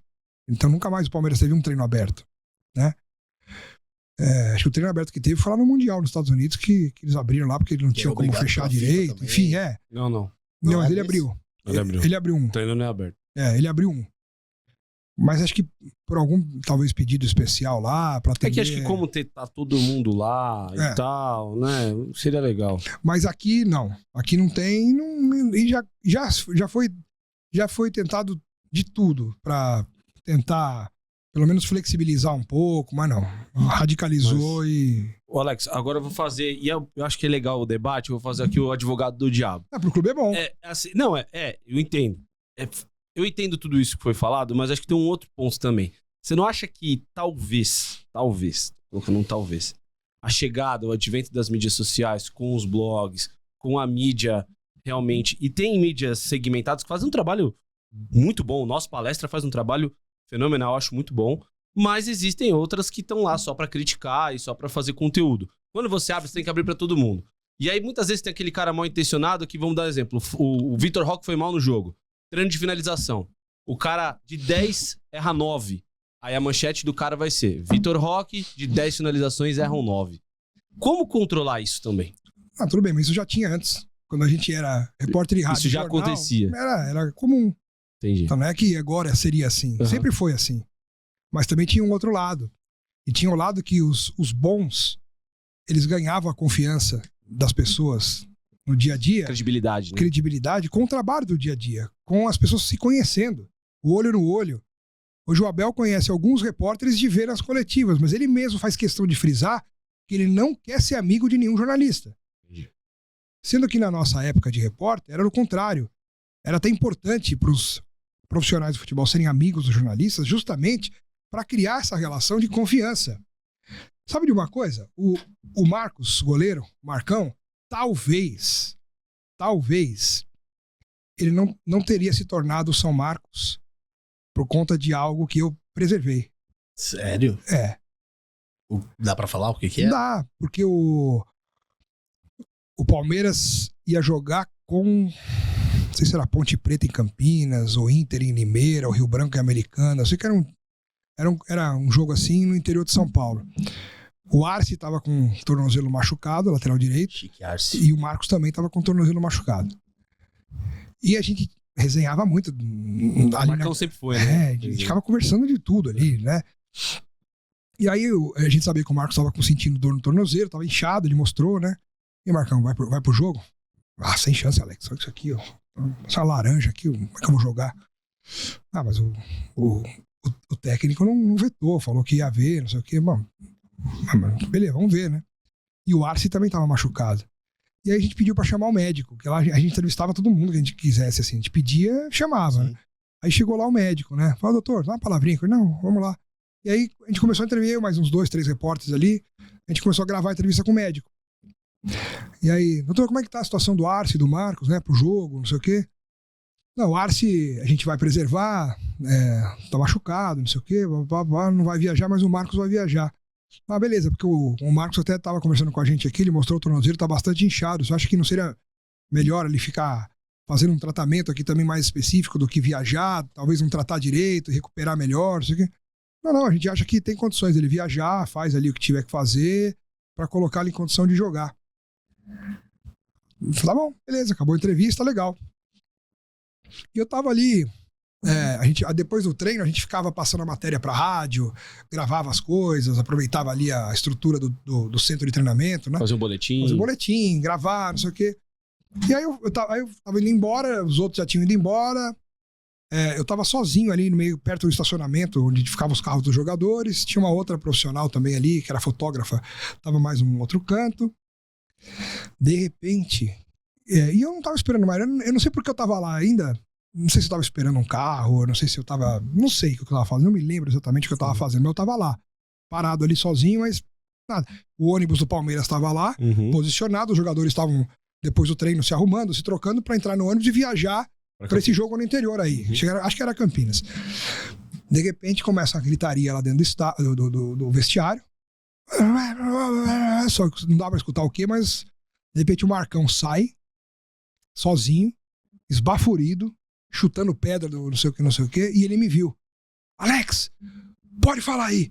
Esse Filipão é um filho da... Manda ele tomar, não sei o que. É um mau caráter, desgraçado, filha da... Pode falar. Eu vou lá, pegou o carro dele, saiu cantando pneu, pedrisco, saiu voando. Não foi pro jogo. Não, foi embora, foi afastado. E aí, ele não era o São Marcos ainda. Era o goleiro reserva que tava ganhando posição. O Veloso tinha machucado, ele tava começando a jogar, jogando bem. Isso foi antes da Libertadores, o título de 99, antes de ele aparecer. E aí, aí os outros jogadores saem, me vêm lá. E eu acabei sendo o pivô da situação sem saber, porque foi por causa da entrevista que o médico me deu. E aí veio o Zinho, veio o Aspridia, veio o Zé Maria, lateral direito, que era da Portuguesa, tava no Palmeiras. Os mais experientes ali, né? Chegaram pra mim assim, Alex, o que aconteceu, cara? Eu que pergunto. Eu que não sei o que aconteceu. Não, porque você falou que o Marcão tava machucado e o médico falou que ele podia jogar.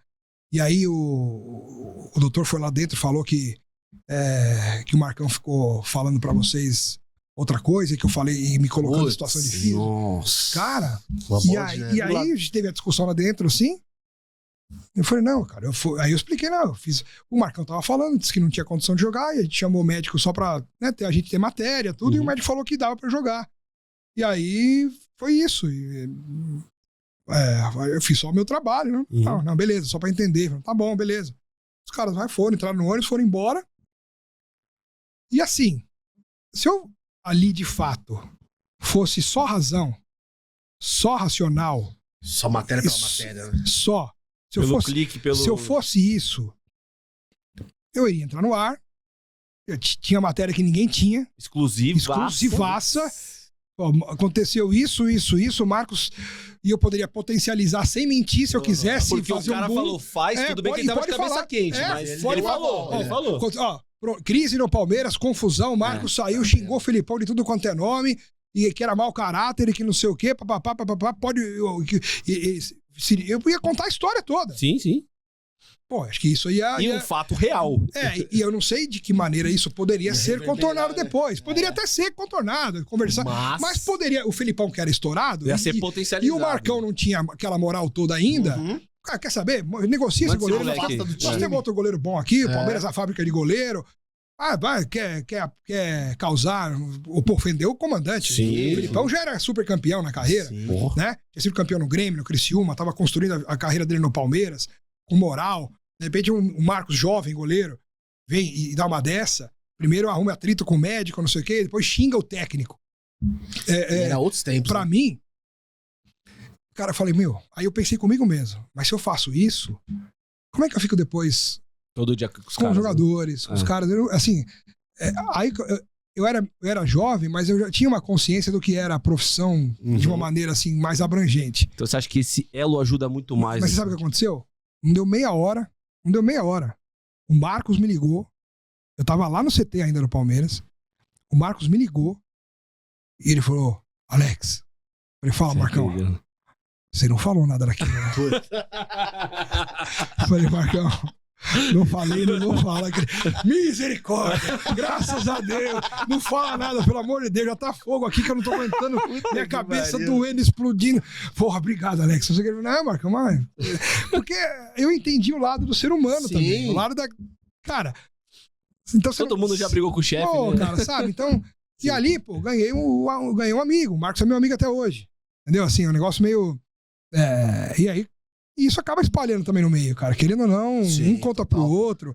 E eu sempre prezei muito pela minha profissão. Tanto é que, como repórter da Rádio Bandeirantes, o time que eu mais cobri não foi o Palmeiras, foi o Corinthians. Na época que o Corinthians treinava no Parque São Jorge. Sim. Então era sede social, eu tinha acesso à diretoria do clube. À época era o presidente Alberto Alibe.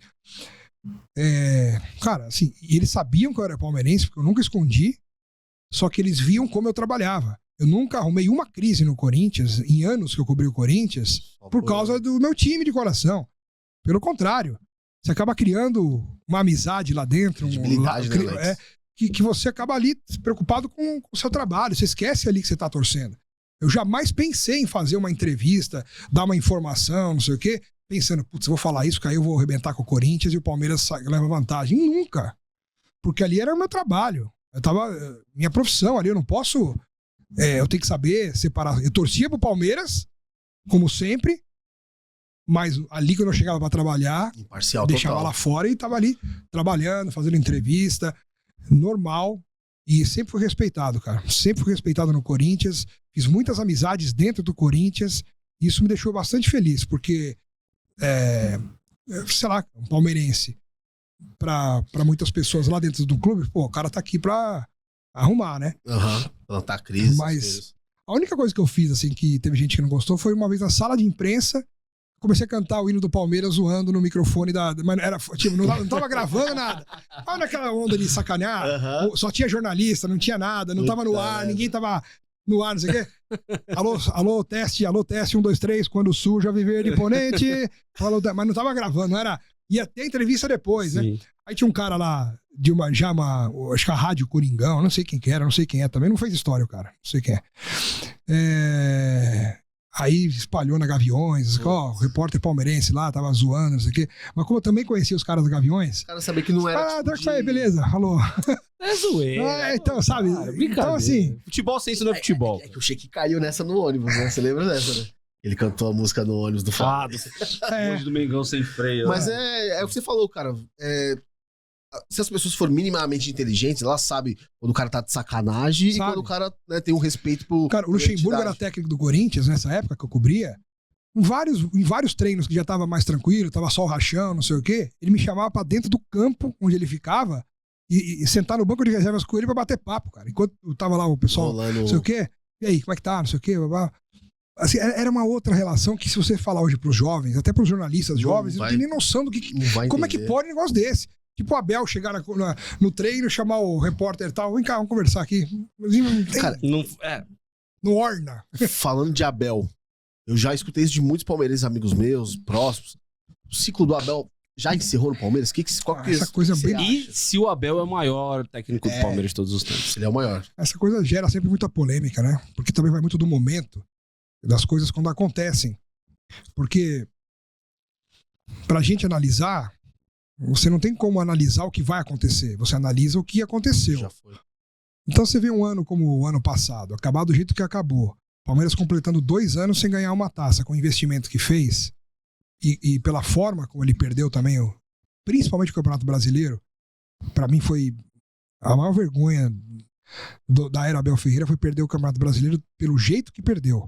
Não só pelos pontos que ele tinha na frente, mas depois teve aquele Vitória, documentário do Fortaleza. Sport TV, não sei se vocês viram, Não. que, Sim, que sim, mostrou os bastidores do Palmeiras ao longo do sim, ano. Sim. Eu não lembro o nome do comentário, mas eu batizei como Soberano 2, porque era a forma de Perfeito. como chegar ao sucesso e achar que já é o maior Perfeito. e não ganhar nada depois.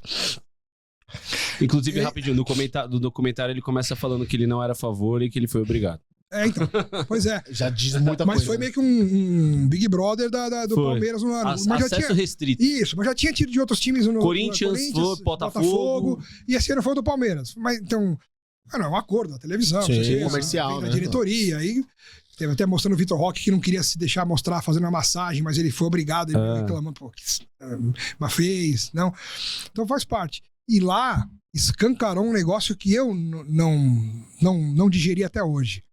Porque depois do jogo que o Palmeiras não ganhou do Fluminense no Allianz Parque, Sim. que foi 0x0, tinha acabado de empatar com o Vitória 0x0, É. Um Que jogo a- horrível. que a base desse time de hoje, o Vitória que tomou de 5 do Palmeiras, o Vitória tomou de 8 no Flamengo ano passado, era um Sim. time ruim. Mas o Palmeiras conseguiu não fazer um gol no Vitória no Allianz Parque. Né? E ali ainda com chances claríssimas de ser campeão brasileiro. Com certeza. Reais. Ganha aquele jogo ali e e é encaminhava. possível. Aham. E depois tinha o Fluminense em casa, tinha ganhado o Fluminense também. Também tava meio que... É. Mas ganhando os 2 jogos era campeão. Não sei se ia ser campeão, mas, pô, ele Não, já tava- tava encaminhando. Caminhava. E aí não ganhou do Vitória, não ganhou do Fluminense. O Abel foi pra coletiva e meio que na coletiva entregou os pontos do brasileiro. É. Agora vamos pensar no principal, porque não sei o que, não sei o que. Libertadores. Mas qual que era a minha ideia naquele momento? E a minha esperança até. Não, o Abel tem dessas, ele é um personagem na Sim. coletiva. Vai jogar uma isca ali. Ele fala o que interessa, Tirar o foco. ele fala o que interessa, então ele vem a público falar que o Campeonato Brasileiro não dá mais, não sei o quê, mas certeza que lá dentro ele chegou no peito dos Jantando caras, os falou: ó, quer caras. saber? Vamos ganhar o brasileiro, vamos lá e não sei o quê, blá blá blá.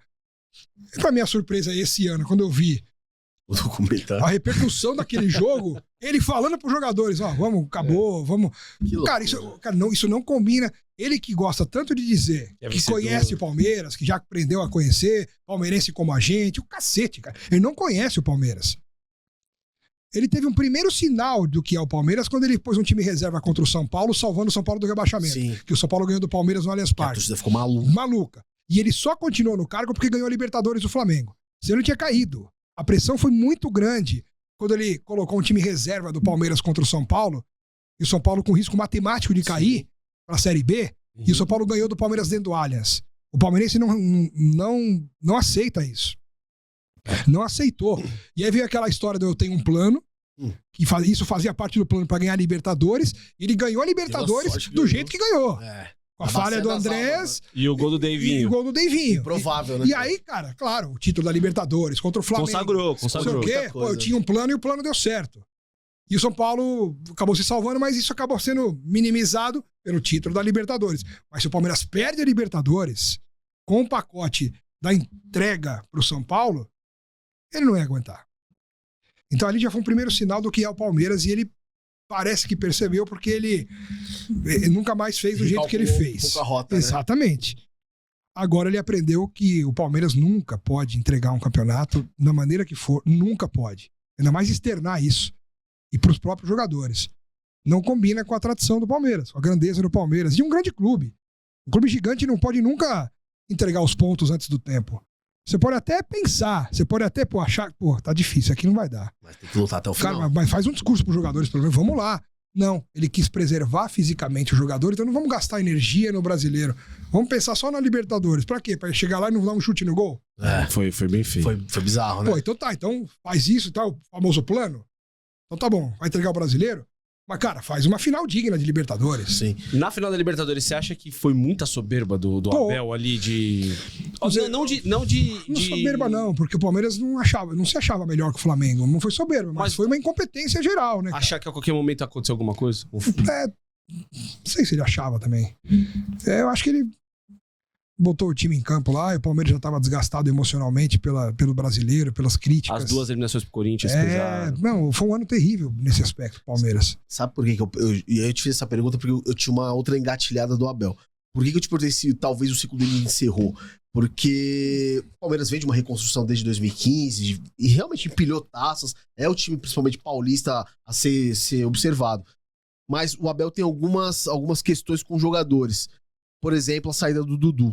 Você acha que essa saída do Dudu foi mal conduzida, principalmente pelo Abel? Porque o Dudu realmente, o Dudu Praz, Nada. Né? São os caras que... Nada acontece no Palmeiras sem que o Abel queira. Nada. Chegada de jogador, saída de jogador, indicação de contratação, aceite de indicação de contratação. O Abel manda no futebol do Palmeiras. Tem. Nada acontece no time, no elenco, no futebol, sem que o Abel queira. Não vem com essa, não. Essa aqui foi a contratação da presidente. Não, cacete. Ele que ou encabeça ou participa. Se ele tem ideia, ele indica. Se alguém indica, ele chancela ou não. Claro. É só isso. Ele tem a chave, né? Coisa, por exemplo, que o Dorival Júnior não tem. No Corinthians, contrataram um amigo do Memphis sem o Dorival saber. E o Dorival foi macho de chegar na coletiva e falar... Marroquino, né? Zacaria. E aí, mas não sabia, não sei quem é, não indiquei, não pedi, mas vai ser bem tratado. Pô, mais do que isso, escancarar que ele não foi respeitado pelo Corinthians. Mas o Abel... O Alisson teve o embrólio todo. Cara, e aí por isso que o Abel tem muita culpa no cartório de 2025. Porque os fracassos do Palmeiras... não, foi vice-campeão em tudo, dane-se, cara. Não é só questão do vice-campeão. Tem vice-campeão honroso e tem vice-campeão entregue. Pela realidade do Palmeiras, pelo orçamento do Palmeiras, pelo investimento feito, pela expectativa criada. Você normalizar os vices do jeito que foram. Porque vamos lá, vice-campeão paulista contra um Corinthians arrebentado administrativamente, financeiramente, sem presidente, com atraso de salário, sem presidente, uma bagunça. E o time do Palmeiras melhor que o do Corinthians. Muito melhor. Sim. Então, com todos esses indicativos de que o Palmeiras deveria... Ele perdeu um título pro Corinthians, assim... Paulistinha. Caramba que é Paulistinha. Não existe isso. Ainda mais num derby. Um jogo de meio de derby já é uma guerra como foi. Imagina uma final que vale um título. Ia ganhar na casa deles ainda. Então já manchou ali um pouco o ano. Mas, pô, calma. Tem Brasileiro, tem Libertadores... Né? Tem Copa do Brasil, tem chance ainda tem terreno pra cultivar aí, né? Vamos lá. Aí pega a Copa do Brasil, o que acontece? Perde os 2 jogos pro Corinthians, não jogando absolutamente nada. E aí tem aquele fato que marcou o Abel, rancoroso que a torcida inteira xingou o Abel depois do jogo e todos os jogadores. Nossa, isso ficou chato, que ele ficou, na época que eu tava na TMC, ele ficou falando em todas as coletivas disso, cara. Todas ele E até fala. hoje ele vai falar, porque não assimilou isso ainda. Ele não entendeu o que é perder pro Corinthians do jeito que foi. Do jeito que aconteceu. Os 2 jogos e ser eliminado em casa. Eu acho que o que ele pensa da autoimagem dele, ele diz muito também. Assim, pra ele, por ter ganho tudo que ele ganhou, não justifica nada que ele fizer de errado ou que não ganhar, não sei o que, não justifica. E vem com aquele discursinho de que não vamos ganhar sempre, vamos perder mais do que ganhar. Tudo isso a gente sabe. O problema é a forma como as coisas acontecem. Sim. E naquele momento, Ei, Abel, vai morar no Imbu, não era um xingamento pessoal. Pessoal embora, né, e nem definitivo e nem algo assim, ó, sai daqui que eu não te quero mais. Igual você mesmo com amigos, você vai tomar não sei o quê. Da situação, né?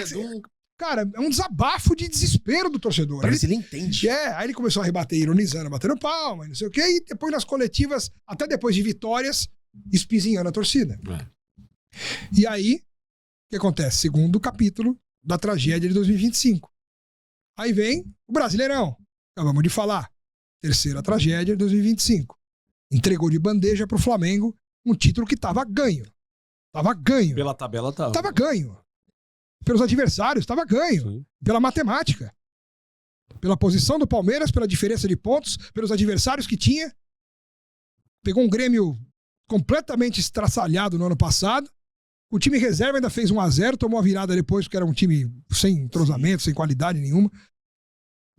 E ele entregou o brasileiro de bandeja. Terceira tragédia. E a quarta foi a Libertadores. Então você pega um ano cercado de tanta expectativa, como a Libertadores, com 700 milhões de reais gastos em reforços. Aí você vê a maioria desses reforços não vingando. Perdendo 4 campeonatos do jeito que perdeu. Cara, qualquer técnico no mundo cairia. Sim. Ou pelo menos no Brasil, certamente. O ciclo do Abel encerrou, naquele momento pra mim tinha encerrado. Mas aí o que acontece? Ele renova o contrato, porque aí entra o ego da presidente, a vaidade, né? Aquela sensação de querer ter o poder maior do que qualquer tipo de razão. Ela quer porque quer entrar para a história como a primeira presidente a ter o mesmo treinador do começo ao fim da sua gestão. A tentativa de golpe dela de tentar um terceiro mandato já caiu, não vai acontecer. Né? Ela está tentando ainda, ela continua pensando, sonhando, mas não vai rolar. Vários conselheiros da situação que eu conheço já me garantiram que isso não passa. Que seria uma tragédia. Mas ela tem essas coisas que alimentam a vaidade. E uma delas é ter o mesmo treinador do começo ao fim. Palmeiras não muda, é diferente. Apoia o treinador, o trabalho, sabe, gente, não sei o quê. Depois ela pode ir pro Vasco, faz o que ela quiser, mas agora ela quer isso. Então ela renovou o contrato com o Abel até o fim da gestão dela. E claro, o Abel não é tonto, né? O dinheiro que ele ganha, o prestígio que ele tem, o poder que ele tem, as condições de trabalho que ele tem, a estrutura que é maravilhosa na academia de futebol, digna de qualquer time grande do mundo. Pra que ele vai embora? Pra que ele vai embora? Se ele tem, pra ele, se ele pode fazer o que ele quiser que não vai acontecer nada. Ele pode errar o que for que não vai acontecer nada. Porque a presidente não dá a mínima importância pra torcida. Ela mesma já falou várias vezes que o que a torcida fala não importa. Não tem importância nenhuma, né? É irrelevante para a realidade do Palmeiras o que a torcida pensa, né? Então, o ciclo do Abel tinha acabado? Para mim tinha, por conta de vários episódios que eu mencionei. E pegando também como exemplo, os outros grandes treinadores que o Palmeiras teve na história passaram por isso também. Eles foram multicampeões, Oswaldo Brandão, Vanderlei Luxemburgo, Felipão, eles foram multicampeões do Palmeiras. E tiveram 3, 4 passagens pelo Palmeiras. Saíram, um dia voltaram, foram campeões de novo. Saíram, voltaram, ganharam de novo. E por que o Abel não pode sair um dia voltar? Ele é jovem, ele é um dos técnicos mais jovens do Brasil. Tem 40 anos, é mais jovem que eu. Tem 45 anos, 46 anos o Abel. Para ser técnico tem mais 25 anos, pelo menos, de vida útil e em alto nível. Então por que tem que insistir numa coisa que a gente percebe, até nas coletivas, que está desgastada? Uma coisa que está já esfarelando, que não tem mais onde apoiar, sabe? Tá difícil. A energia parece que tá diferente. É outra. Você entende? Então, mas assim, agora ele ficou. Então qual é o remédio pra torcida do Palmeiras? Ficar falando todo dia que o ciclo acabou, que tem que ir embora e fora Abel, aí também não vai ajudar. O palmeirense quer torcer pelo time, ele não quer fazer campanha pra ficar só derrubando o Abel. Então eu parti desse princípio, pelo menos. Embora eu considerasse um ciclo encerrado, mas como a gente não define nada e quem define são eles lá dentro, optou-se pela continuidade. Então, que se apoie, mas que também se cobre. Tomar de 4-0 pro Novo Horizontino, para mim, em nenhuma circunstância é admissível. Em nenhuma. Com sub-17. Não era tão reserva. A camisa do Palmeiras não pode tomar de 4. A do São Paulo não pode tomar de 4. Do Novo Horizontino. Do Corinthians não pode tomar. Então, se perder de 4-0 pro Novo Horizontino, é vergonha. E depois de quebra, você perde pro Botafogo de Ribeirão Preto, que ano passado se salvou na última rodada do rebaixamento para a Série C. Naquela ocasião, era o primeiro time fora da zona do rebaixamento no Paulistão. Vai lá, sai perdendo por 1-0, Palmeiras, foi 1-0 o jogo pro Botafogo. Logo depois tem um jogador expulso, o zagueiro do Botafogo foi expulso, o Vilar, foi expulso. E aí o Abel colocou todos os titulares em campo. Ou seja, com 35 minutos de titulares em campo, com um a mais, o Palmeiras não faz um gol no Botafogo. Então assim, início de temporada, ferre-se que início de temporada, cara. Ferre-se, cara. Ferre-se que início de temporada, desculpa. É obrigação, né? Então, aí você vai lá e cobra. Aí faz um jogo contra o Vitória que mete 5, cara, parabéns. Jogue assim sempre. E aí você vai ter o apoio, vai ter elogio. Não é que, você não sabe o que quer. Isso falam pra mim, né? Quando ganha, você vai e elogia. Quando perde, você mete o pau. Pô, você quer que eu faça o quê? Quando ganha, eu meto o pau. E quando perde, elogia. Você analisa o que acontece. Sim. Você analisa o jogo. Sim. Porque até como a gente não tem acesso aos treinos, qual é a única coisa que a gente tem acesso? O que vê? O que vê no jogo. Eu não sei se no treino acontece o que ele quer, se treina bem, se treina mal. Não importa. O que importa é o resultado final. Sim. O produto final que a gente vê é só o jogo. E se no jogo não dá, as coisas não dão certo, você vai e analisa. Esse cara não tá jogando nada, não jogou bem. Esse aqui jogou bem, o melhor foi esse, o pior foi esse. Com esse não dá, tem que entrar esse. E aí cada um faz a sua análise e dá a sua opinião. Acabou. É simples. Tem gente que problematiza tudo isso, mas paciência também. Tem situações e situações. Estamos chegando ao final do nosso programa, mas vou pedir pra você buscar aquele presente. Verdade. Porque tem presente pro convidado. Eu vou falar sobre a Quantum, tá? Pra você que tá procurando suplementação alimentar, né? Pra ajudar no treino, pro adulto mais, suplementação até pra concentração, meu amigo. A Quantum é a solução do seu problema. Vem nesse QR Code aqui na tela, vai te levar até o e-commerce da Quantum e lá você vai ter 20% de desconto, mas não é num produto, é no site inteiro. Creatina, como eu disse, suplementação pro adulto mais, para cartilagem, o Cart Plus é muito bom e também o Easy Flow para ajudar na concentração. Vocês ganharam o presente de 20% e o nosso convidado ganhou o kitzinho da Quantum. E alegria, obrigado. Especialmente para você, Alex. Obrigado mesmo. Tá treinando, Alex? Vou começar agora. Então é isso. Esse é o incentivo. Dê moral pra quem nos dá moral. Afinal, a Quantum, nossa patrocinadora antiga e presente em mais um desses nossos episódios pra trazer caras como o Alex. Exatamente. Alex, pra gente finalizar o bate-papo, você citou, vou pegar o sobe-som do golpe da Leila, vou pegar esse sobe-som aí. Sobe-som é boa. Contextualizar um pouco sobre isso, né? Porque o Estatuto do Palmeiras permite apenas duas, né? Sendo a primeira mandato e a reeleição. E ela já tem... No começo ela falou que não ia fazer, agora já deu indícios do jogo da final, né? Antes da final, que poderia acontecer esse terceiro mandato. Se isso acontecer, quais são os perigos pro Palmeiras, né? Enquanto instituição. E se isso não acontecer, quem você vê como sucessor? Ou se tem um sucessor? Os perigos, primeiro que a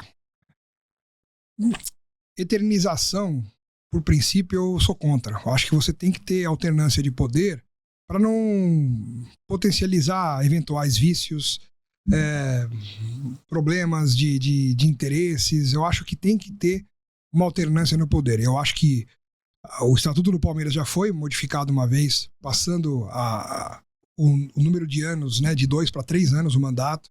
Depois teve a reeleição. Então, você tendo 6 anos à frente do clube, dá tempo de fazer um bom trabalho e de pavimentar um sucessor que você de repente possa apoiar, e nada impede de você depois voltar, né? E pegar ainda mais, nesse caso, se aproveitar da situação para fazer para você, acho que isso pega ainda mais, é um agravante. Você pode ter até uma opinião de que, não, acho que 2 reeleições, acho que seria legal também. Tá bom, você quer? Então proponha isso numa votação do Conselho Deliberativo, mas para o próximo presidente.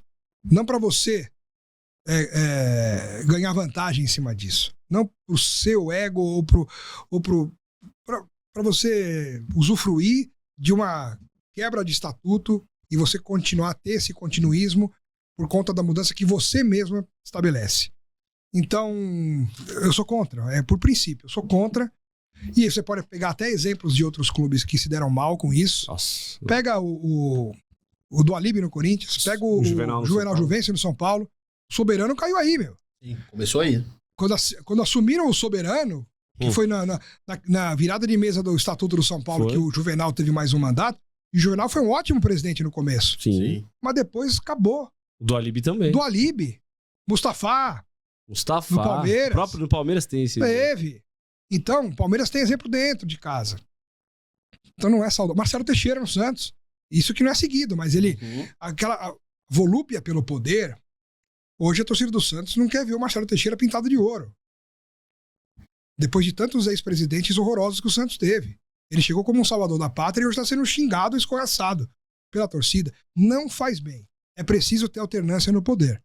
Então, essa é a minha opinião, e eu sei que é a opinião da grande maioria dos palmeirenses, inclusive dos conselheiros de situação no Palmeiras. Os apoiadores dela, muitos colocam o Palmeiras aí na frente dela, dos interesses próprios do clube, para defender o Palmeiras, dizendo que isso não é certo. Você acha que o Palmeiras é uma SAF? Velada? Ela acha que é. Ela acha que é. Mas não vai ser. O Palmeiras é muito grande para deixar uma pessoa que nem palmeirense tomar conta do jeito que ela acha que toma. Esse é o ponto. Entendeu? Ela não sabe o que é Palmeiras. Sabe. Ela não sabe o que é o clube, ela não sabe o que é a história do Palmeiras, ela não conhece, não sabe, e não tá nem aí também. Não tá nem aí. O que ela quer é fama, poder, dinheiro, status e acabou.